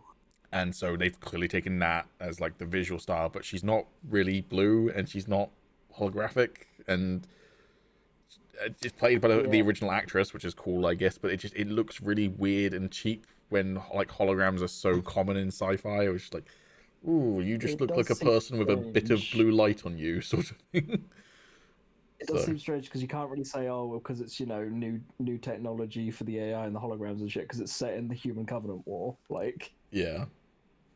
I don't know. before most of the game, like all of the games. I'm not good with the Halo lore. Neither so. am I, but I But yeah, assume it's set Human Covenant War. the final line in the trailer is "Find the Halo, win the war." So I assume it's all set before Halo 1. So I literally much, have no knowledge of Halo whatsoever. I know there's a guy called Master Chief, and there's a lady called Cortana, and there's a place called the Halo. But there's also multiple Halos. His name is John Halo. Multiple, right? Okay, there's like multiple Halo rings. And there's a thing called the Covenant, which are the aliens that they fight. But then there's also another alien called the Swarm, and they show. No. The Covenant is an organization of many aliens, and it's the Flood. You fucking idiot.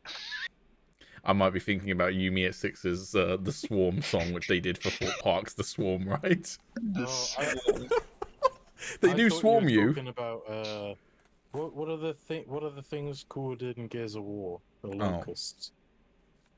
Mhm. Sure. Do they have an overall name, or are they literally just called the locusts? You're talking to me. I don't know about these two, but I've played 0 Gears of War games, and I played the first Halo when it came out. Oh, So, yeah, I've played more Gears of War than I have Halo, I think. I do remember Tommy driving my Warthog. I got that right? Well, the Driving Swarm your got that Warthog. right, are attacking me, and it's at the end of Halo 1. That was pretty cool. I know, Yeah. like, the needle crystal gun thing, Needler. Oh, yeah. and I know Fear the pink mist. I know the energy sword. I know the grunts screaming stuff at you as they try and suicide you. Yeah. Oh, and like the big hammer thing. Grav hammer. Yeah.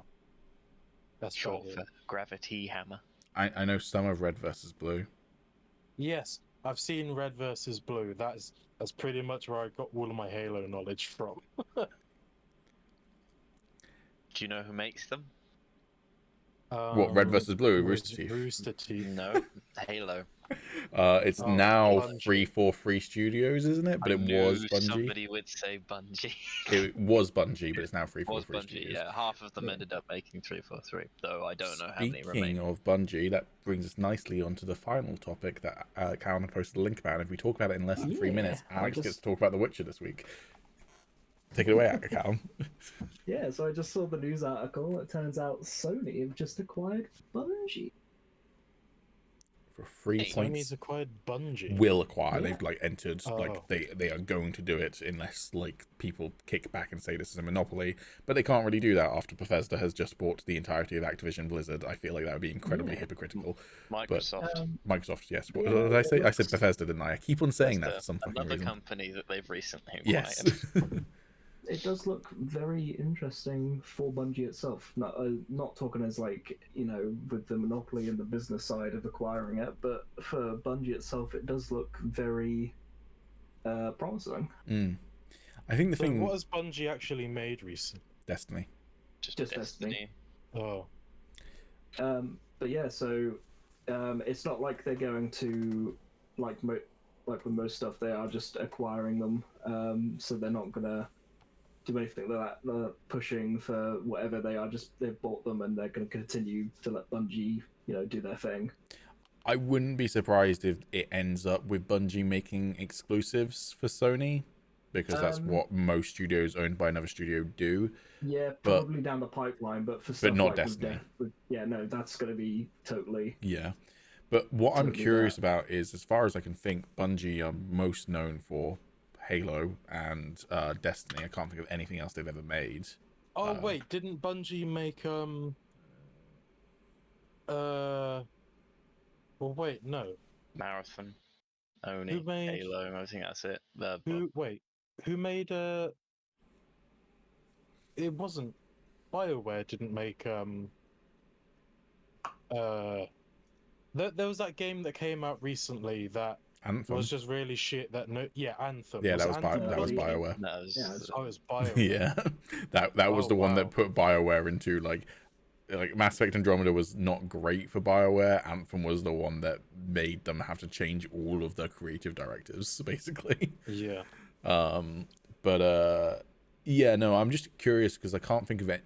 Like, obviously, Halo has a campaign and Destiny has a campaign, but they're not really known for single-player focused experiences. And when you think of PlayStation exclusives, they're mostly single-player experiences, like very story-driven ones. So I'm kind of curious to see whether that will change the sort of games Bungie makes, where it will be more focused on the single-player campaign. Again, not that they don't do games with campaigns in them, but pretty much all of their games have a fairly large and popular multiplayer component. I wonder whether that will persist in future Bungie I mean, it could be the other exclusives. way around. It could just be Sony branching out into Yeah, particularly when multiplayer games. Microsoft has just bought Activision Blizzard, who make a bunch of mostly multiplayer games. So yeah, could be the other way around. But you say that, but I have been looking at a lot of stuff, and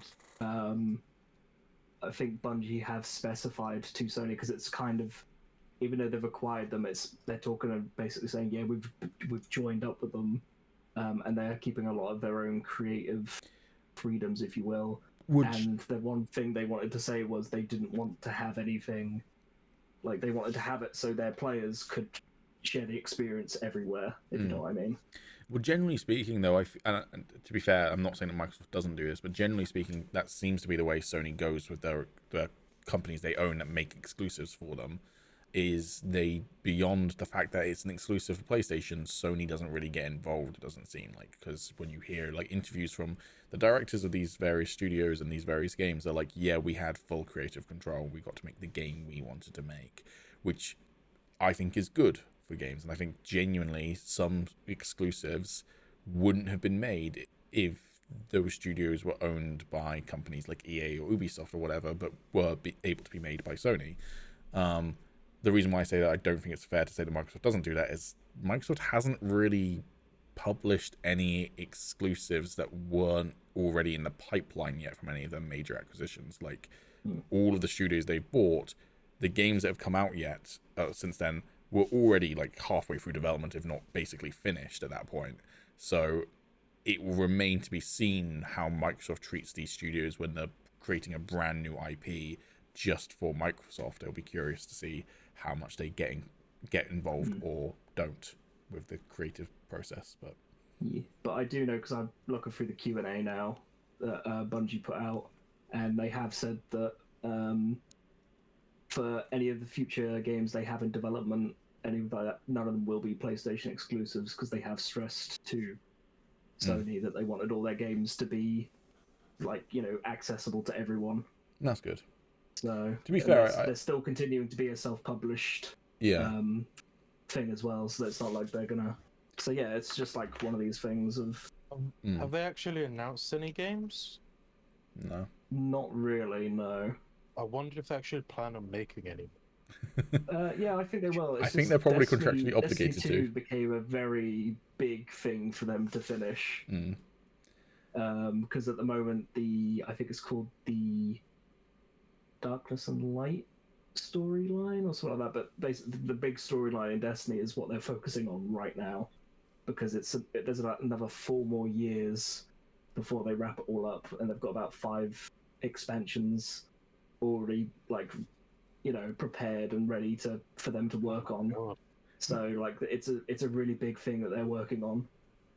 Maybe I'm So really shit as weird, well. but I just wouldn't want to play a game for like 6 years where they keep on adding new content.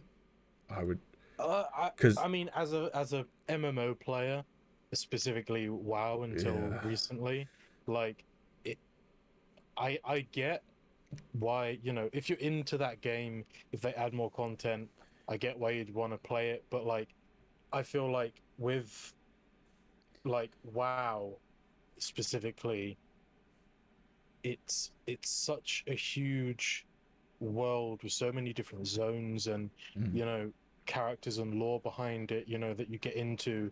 Like, I feel like it's easier to like play new things because there's so much to actually do. Whereas with Destiny, it's like, cool, new guns, now I get to shoot the same old enemies for 5 more expansions. But my issue with that form of game making, that format, is that pretty much always when they release a new expansion, it's like, well, you have to be a certain level to even be able to start doing this new content. It's like, and they usually like increase the level cap or whatever. And you're just like, actually, you're making me work to be able to play the new content. Versus if you just made Destiny free with all this story stuff, but it's a brand new break, new characters. And I know that goes against the whole MMO idea.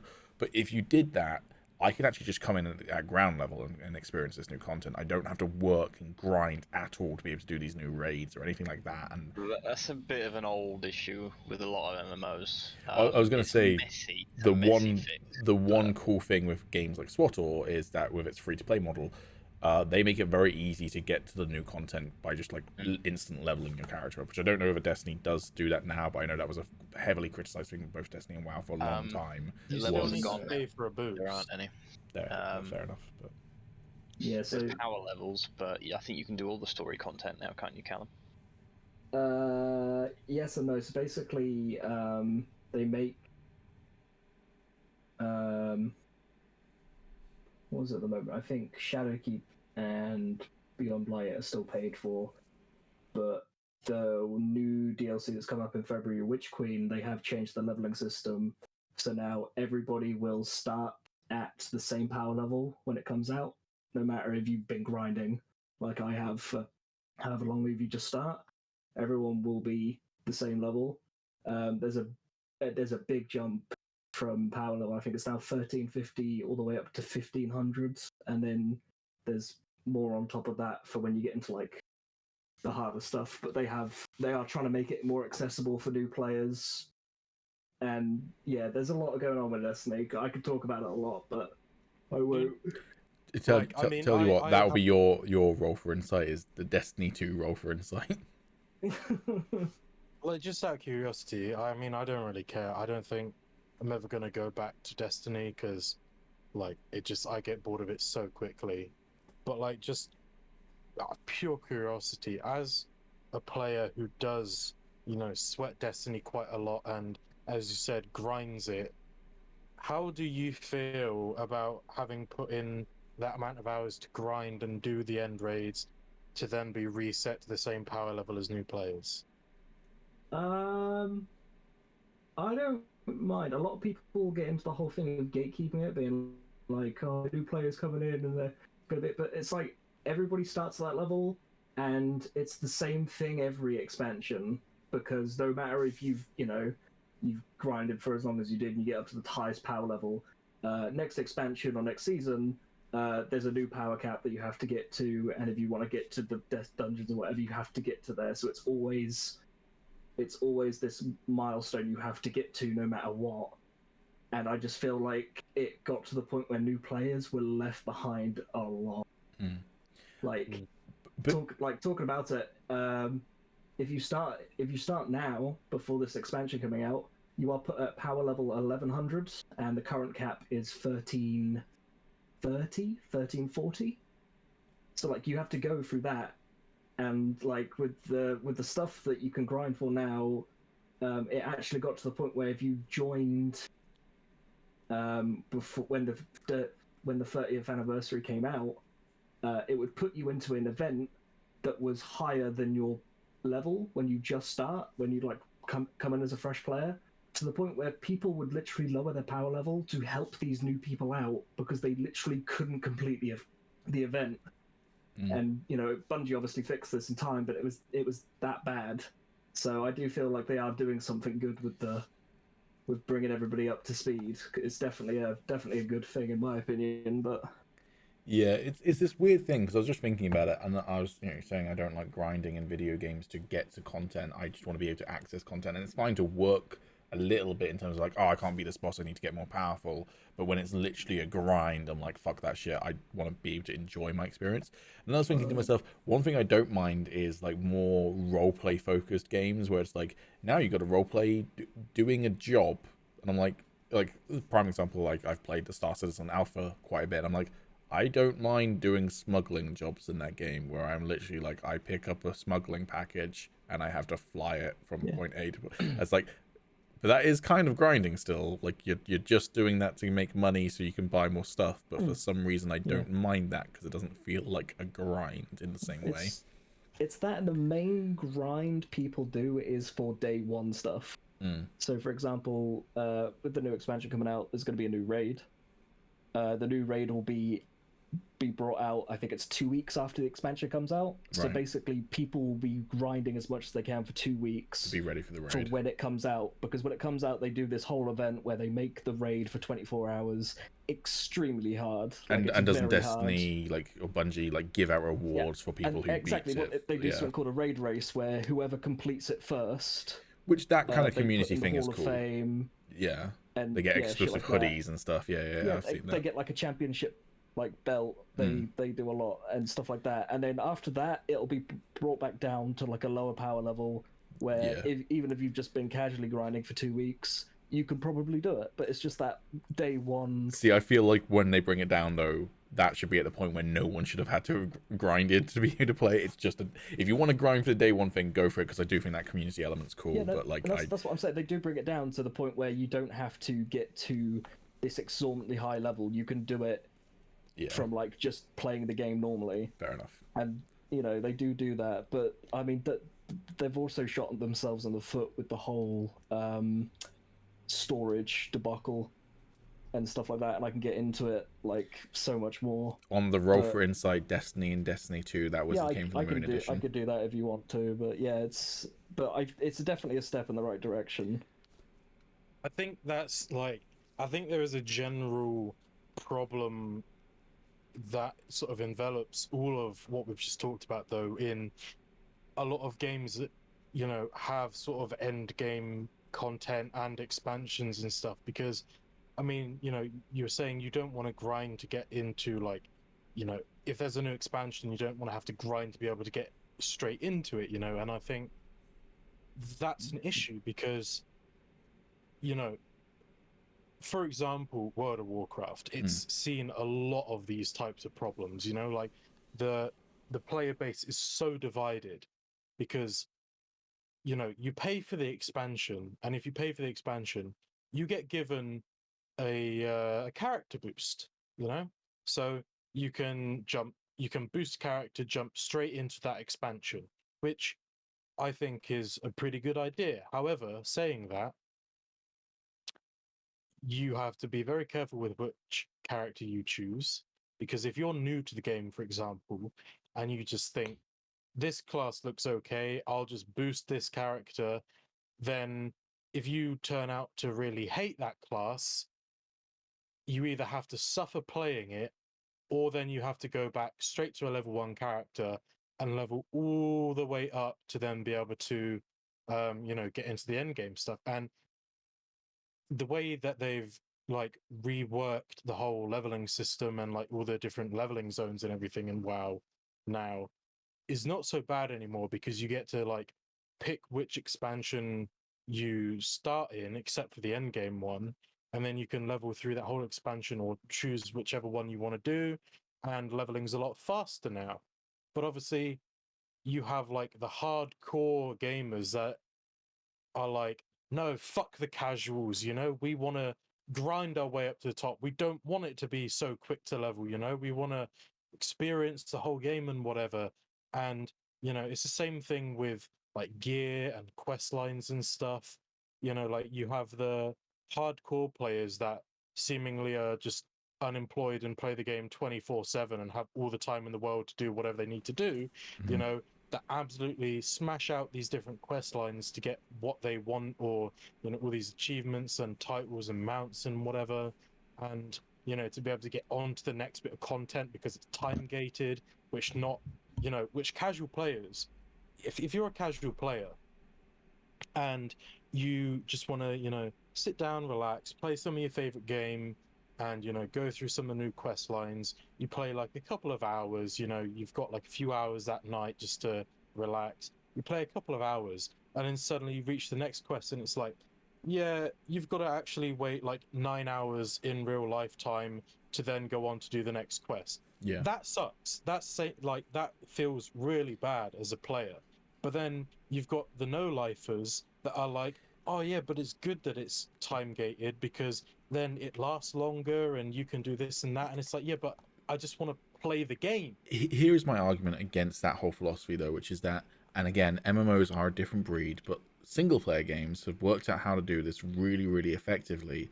And some like competitive multiplayer games have worked out how to do this with ranks and whatever, which is that if you are a hardcore gamer who wants to have like this extreme experience because you have no job or whatever, escape, options, hardcore setting, give me death setting, whatever the fuck you want to call it, insane setting, and just play it that way. Like, you know, for me, and you kind of hit the nail on the head, I work 9 to 5. When I finish work at 5, I don't then want to boot up a video game and work again. At the very least, if my work to be able to get to the next major story thing is enjoyable story stuff, fine, like side quests and stuff, well-designed side quests. But when it's, you know, open world games, Ubisoft really suffers from this.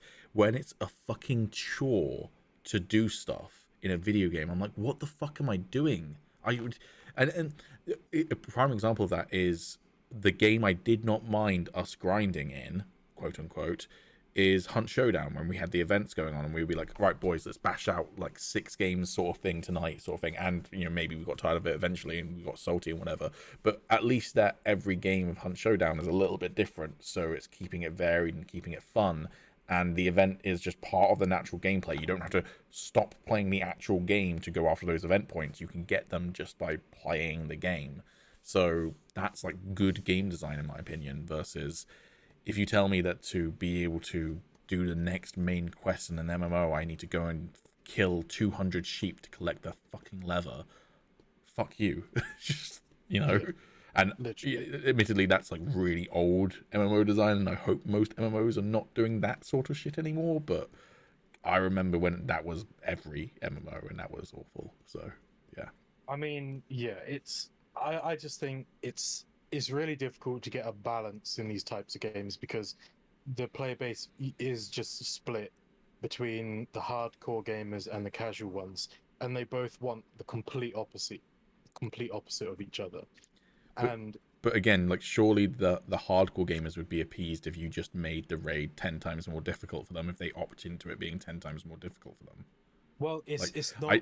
I get that there are going to be gatekeeping assholes for everything, but like surely the thing that shouldn't offend you is that I get to experience the same story as you. It should be that you had to work harder to experience that story. Cool, go for it. Work harder for it. I still want to experience it. But I don't know, gatekeeping assholes are gatekeeping assholes at the end of the day. They just don't like people getting free handouts because they worked hard to It's the fucking right wingers who are like, no, we shouldn't get rid of university fees because I had to pay university fees. It's like, well, okay, like and the thing is, I understand both perspectives because I've been on both sides. Like, I'm usually for the casual gamer because, it's the reason I don't particularly like the Dark Souls games is because I feel like it's so difficult that I'm just not having fun playing it because I feel like it's just a chore to play. Like, I'd rather just play something relaxing, do what I want to do, take it at my own pace. And I feel like if I'm grinding content just to get up to something that I want to play, another really good example is Final Fantasy. Tom keeps wanting me to get into Final Fantasy, and his excuse does he want you to get into critically acclaimed MMORPG Final Fantasy 14 currently with a 2-week free trial? Yes. It's actually a permanent free trial up to level 60. Sorry, critically acclaimed MMORPG Final Fantasy 14 currently with a permanent free trial up until level 60. Can you buy it yet, Tom? Yes, it is now back on sale. Fuck. Sorry, I had to interrupt Alex. That's an internet meme. You can't just avoid the internet meme. And Tom keeps saying, yeah, I know the start of the game, the first sort of main story is boring and it's slow, but after that it gets really good. And I'm like, brilliant, so I've got to play 60 hours of the main game while I'm bored before I start having fun. Great. Yeah, I don't want to do that, funnily enough. I mean, that's kind of what I said with Ruined King was like, after the first 6 hours it got really, really good. Yeah, I don't want that. I want to just jump. I want to be able to jump into a game and just have fun. And I think it's difficult to balance that with the different player bases. And as I was saying, one of the first things that I did in World of Warcraft, I've never been the type of player really to grind quest lines and do all this complicated shit because it's just not fun for me, I like being able to do maybe one dungeon and complete a quest inside of it and then get what I want, which is maybe a little bit entitled, but as a fairly casual player, that's how I like my games.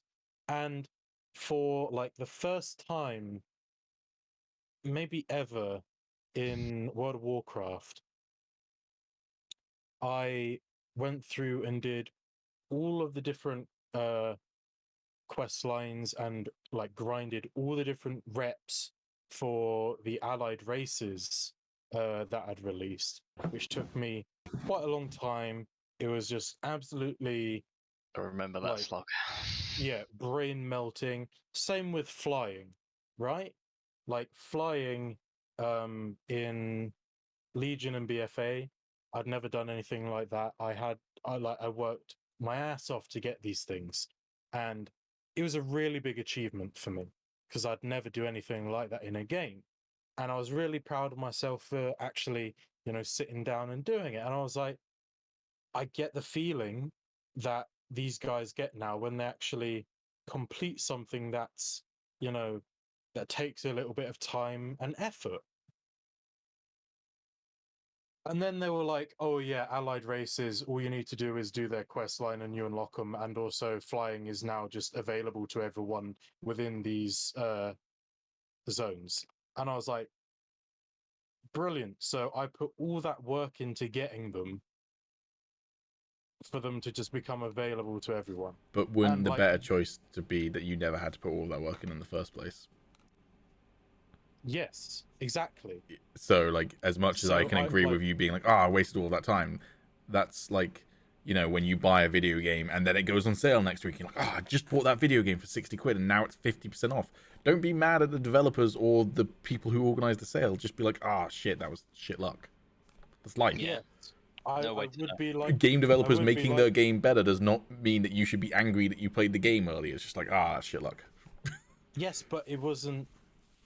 I wouldn't feel that bad if it didn't take so fucking long. But that's and because was the so game was badly boring. designed and then they better designed it. They improved the design. Cyberpunk sucked when I first played it because it was buggy at launch, and then it got better. They made it better. I played it when it was worse. I put 90 hours into the game and now it's better. Yeah, exactly. It's like Yeah. I'm not saying that you're stupid for having that opinion. I'm just saying like the problem isn't with them improving the game. The problem is that there are some people who are like, oh, but I went through that gauntlet when it was bad. And it's like, okay, good for you, but they made it better. But that wasn't the problem for me though. Like, I was frustrated, sure, Yeah. but at the same time, I was glad that they made it easier because, as I said, I'm usually a casual gamer. However, there are the hardcore gamers that really just didn't like that change because they like being able to grind for it. You know what, which is the people I don't agree with. My response to that, if you're getting pissed, go out and touch grass. like, I mean, come on. And the thing is, like, I don't think that there isn't a place for those in games. You mentioned Dark Souls earlier. I don't like any Dark Souls style games. Don't like Demon Souls, don't like Dark Souls, don't like Bloodborne, and I'm probably not going to like Elden Ring or Sekiro. I don't like any of them in the sense of I don't enjoy playing them. They're not for me. They're too difficult. I respect the hell out of them because they're not all by FromSoft, are they? Most of them are from FromSoft, but I think they're all from what are the ones you listed again? Demon Souls wasn't FromSoft, Yes. but they became the guys who made Dark Souls, right? Yeah, Like, they're like FromSoft. I don't think Demon Souls was Same FromSoft, people. but it was the same people, and then they went on. Yeah, Same I think people, it's yeah. something like that. So that studio has gone. These are the games we make, and they're for this group of people. And if they're not if that's not the game for you, all of the other games out there in the world. And I guess the problem with massively multiplayer online games is that they're for massive people, for the masses, right? But like, I don't know, if you want a hardcore experience, there are people who provide that hardcore experience, and those games are awesome. I totally understand that if you finally beat that fucking boss in Dark Souls, it's gonna feel amazing, because I've kind of had a semblance of that when I finally beat one of the Valkyries in God of War. Then I went on to the last Valkyrie in God of War and went, you know what? I'm good. I don't need to beat all the Valkyries in God of War. I beat all but one of them. That's good enough for me. I'm not gonna sink more hours into this, but like, if you want that experience, Dark Souls is there, and I'm sure it's really enjoyable for the people who enjoy it and are good at it. But for me, I'm just like, as much as those stories are probably really cool and those worlds are really cool, I'm fine never experiencing them because I just don't like the gameplay personally. And like, that's the way to do it. It's like, basically, Activision Blizzard, now that you're owned by Microsoft, make World of Warcraft hardcore mode or whatever, where you have to cut open your palm and do a blood ritual to be able to get the next expansion pack. I did see something about, but it was probably one of them stupid journo things. I hate journalists. Anyway, yeah, it's something about people like just being wary about what platforms they play the games on now. But it's probably just some hoodoo voodoo, what's it called? Panic writing shit. Being like, oh, you never know, they could make them Microsoft exclusives, and then these games that you're playing on this device will become obsolete and stuff like that. It's just absolute doomer journalism, which I absolutely hate. So I won't even just. I mean, look, if you want to be doomer journalism, you realize that you technically don't own any of your Steam games, right? Yeah, I know that. Like I love when people are like, what if Microsoft servers go down? You won't be able to download all these Microsoft exclusives. What if Valve servers go down? You'll never be able to access any of your Steam games again. If Valve just disappears off the map, Well, and most thanks, physical man. I'm gonna games buy a also bunch have of like. hard drives and download all my fucking games. But even then, you need the Steam client to access it. You'd have to hack it to get around it. Yeah. So like You can play them offline. Yeah, but I'm saying if the Steam client's completely gone, Yeah, like you can't even load up the Steam app. But so it's all just bullshit, anyways. But we've gone for nearly 2.5 hours. We haven't even touched the things in the. I'm not even gonna do it yet. Alex, I'm assuming you're happy to do Witcher next week or do a roll for insight. Next week. Oh, well. We're not gonna do the 3-hour extended cut edition, I'm afraid.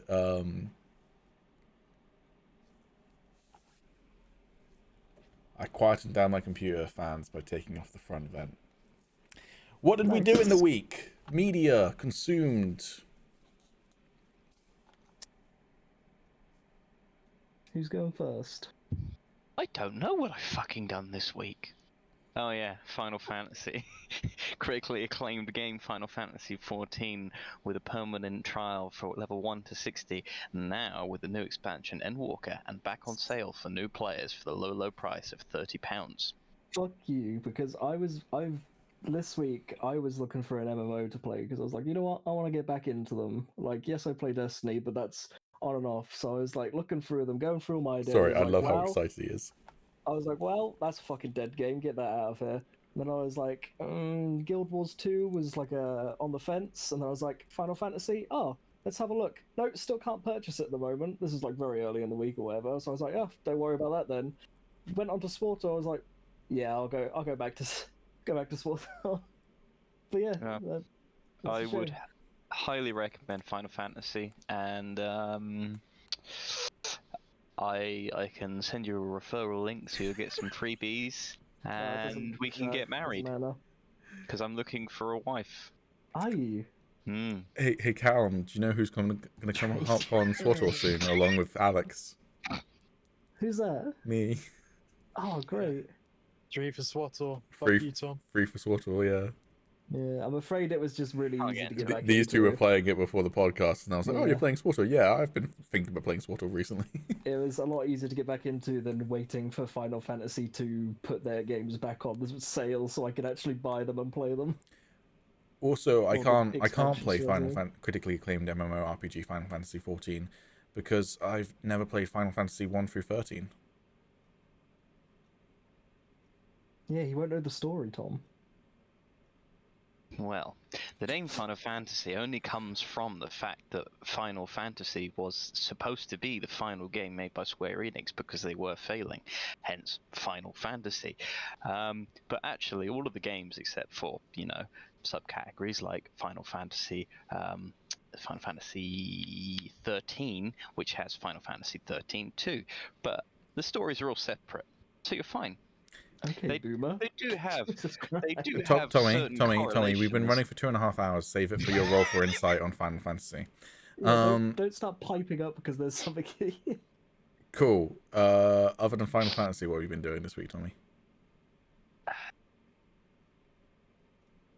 Do I need anything else? Cool. Callum, what have you been doing this week? Let's think. Well, I got back into SWTOR. That was pretty fun. Still is. So we've been starting that back up again. Casual stuff. I watched that last week's Book of Boba Fett. Finally finished that Stay Close, that drama thriller drama thing I was watching. Very good. Very good. Lots of threads. They all come together well. It was, yeah, it's a pretty good show on Netflix. I recommend people watch. Doesn't it get confusing if like so many of the characters are called Fred? Sure.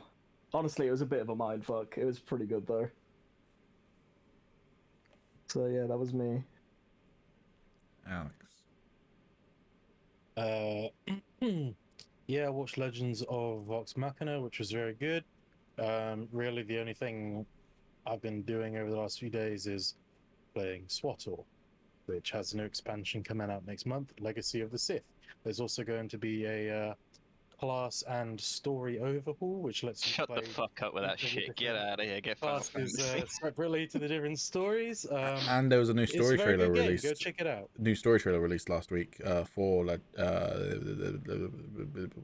is it Legends of the Sith? Was that what it's called? Legacy of the Sith. Yeah. New story trailer out now as well on YouTube. Not a cinematic, unfortunately, but cool. Yeah, it's good shit. You should play it. Not Like fun. you, Pete. I've been doing nothing except for working my ass off on the D&D campaign and the Star Wars campaign. Yeah. That's a good point. I've been consuming D&D.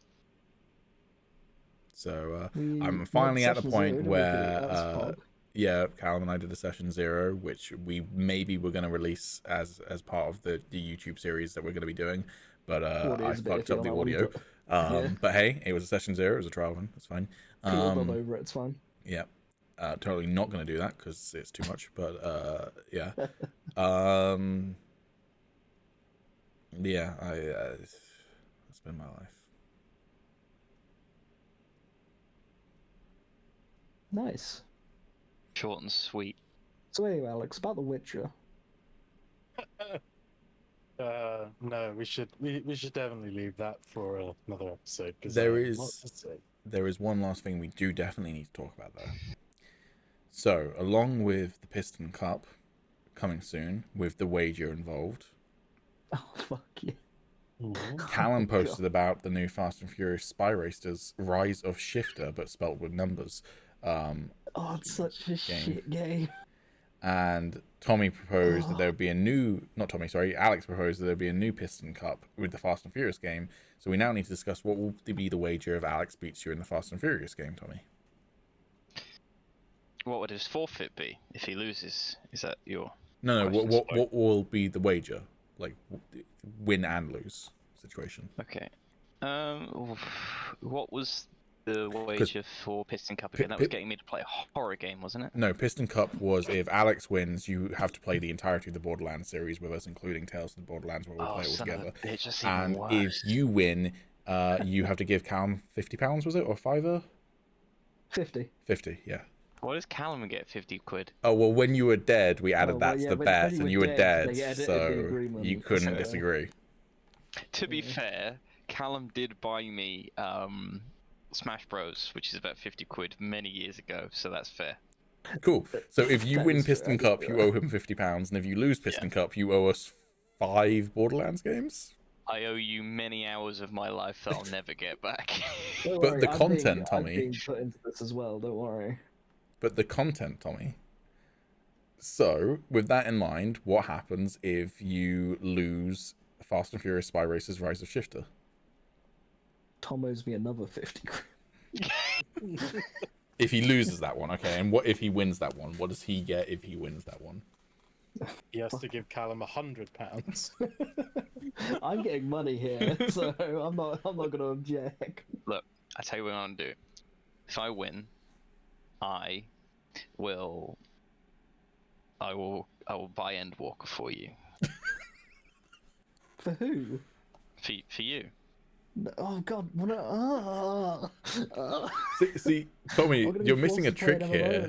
You're missing a trick here, which is that we're potentially going to force you to play the Borderlands game, so you can force all of us to play a game series of your choice, except for Final Fantasy 14, because that's too much content. If you win. What, and all the fucking Borderlands isn't? Borderlands, if we don't do all of the side missions, there's probably only like 150 hours or so across all 5 games. What, so we do 150 hours of Endwalker? I'm gonna spend that standing in the start area. In Never mind. yeah, That'll literally in just be Final the Fantasy, can you first, in Final Fantasy can you go off into the wilderness and build yourself a house? Because that's what I'll do if you force me to play Final Fantasy, is leave the group and build a house in the wilderness on my own. You can get a play-around house, but they're instant. Well, no, actually, they're not instanced, but no, you can't just go out and build one. Okay. Shame. 150 hours of Rust. Oh fuck no, please. Not again. Not again. Please no. We did genuinely talk about potentially doing a Lego Star Wars playthrough, but that's not really forcing anyone to do that because I feel like most of us would probably be game for that. Bro, is yeah. Anthem still a thing or did that die? I think that might be dead. I don't think they're updating it anymore. I don't know if the servers are dead though. I don't think it ever lived, did it? No, I don't think it did.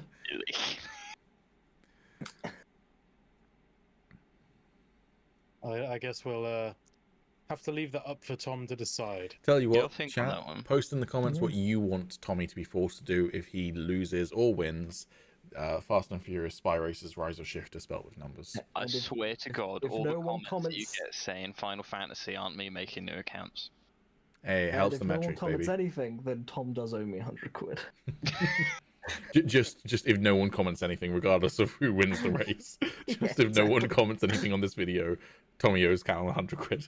That's contract binding, so Is this to try and get me to step up and do some marketing? Sure. Cool. Fair enough. Close us out. yeah. Who? Me, Callum? I'm not the host anymore. I've said close it out. Someone else's I job. Oh, think okay. Cal- Well, we didn't do Callum a clap was sync. supposed to be. We didn't do a clap sync at the start, so I think we should do it at the end. Yeah.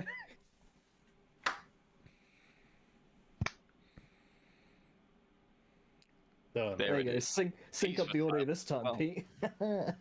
Maybe when it comes to season 3, we'll be professional podcasters. Oh, also, Tommy, you missed. This is season 2, episode 2 at this point. I did hear Yeah. about this, yeah. Yeah.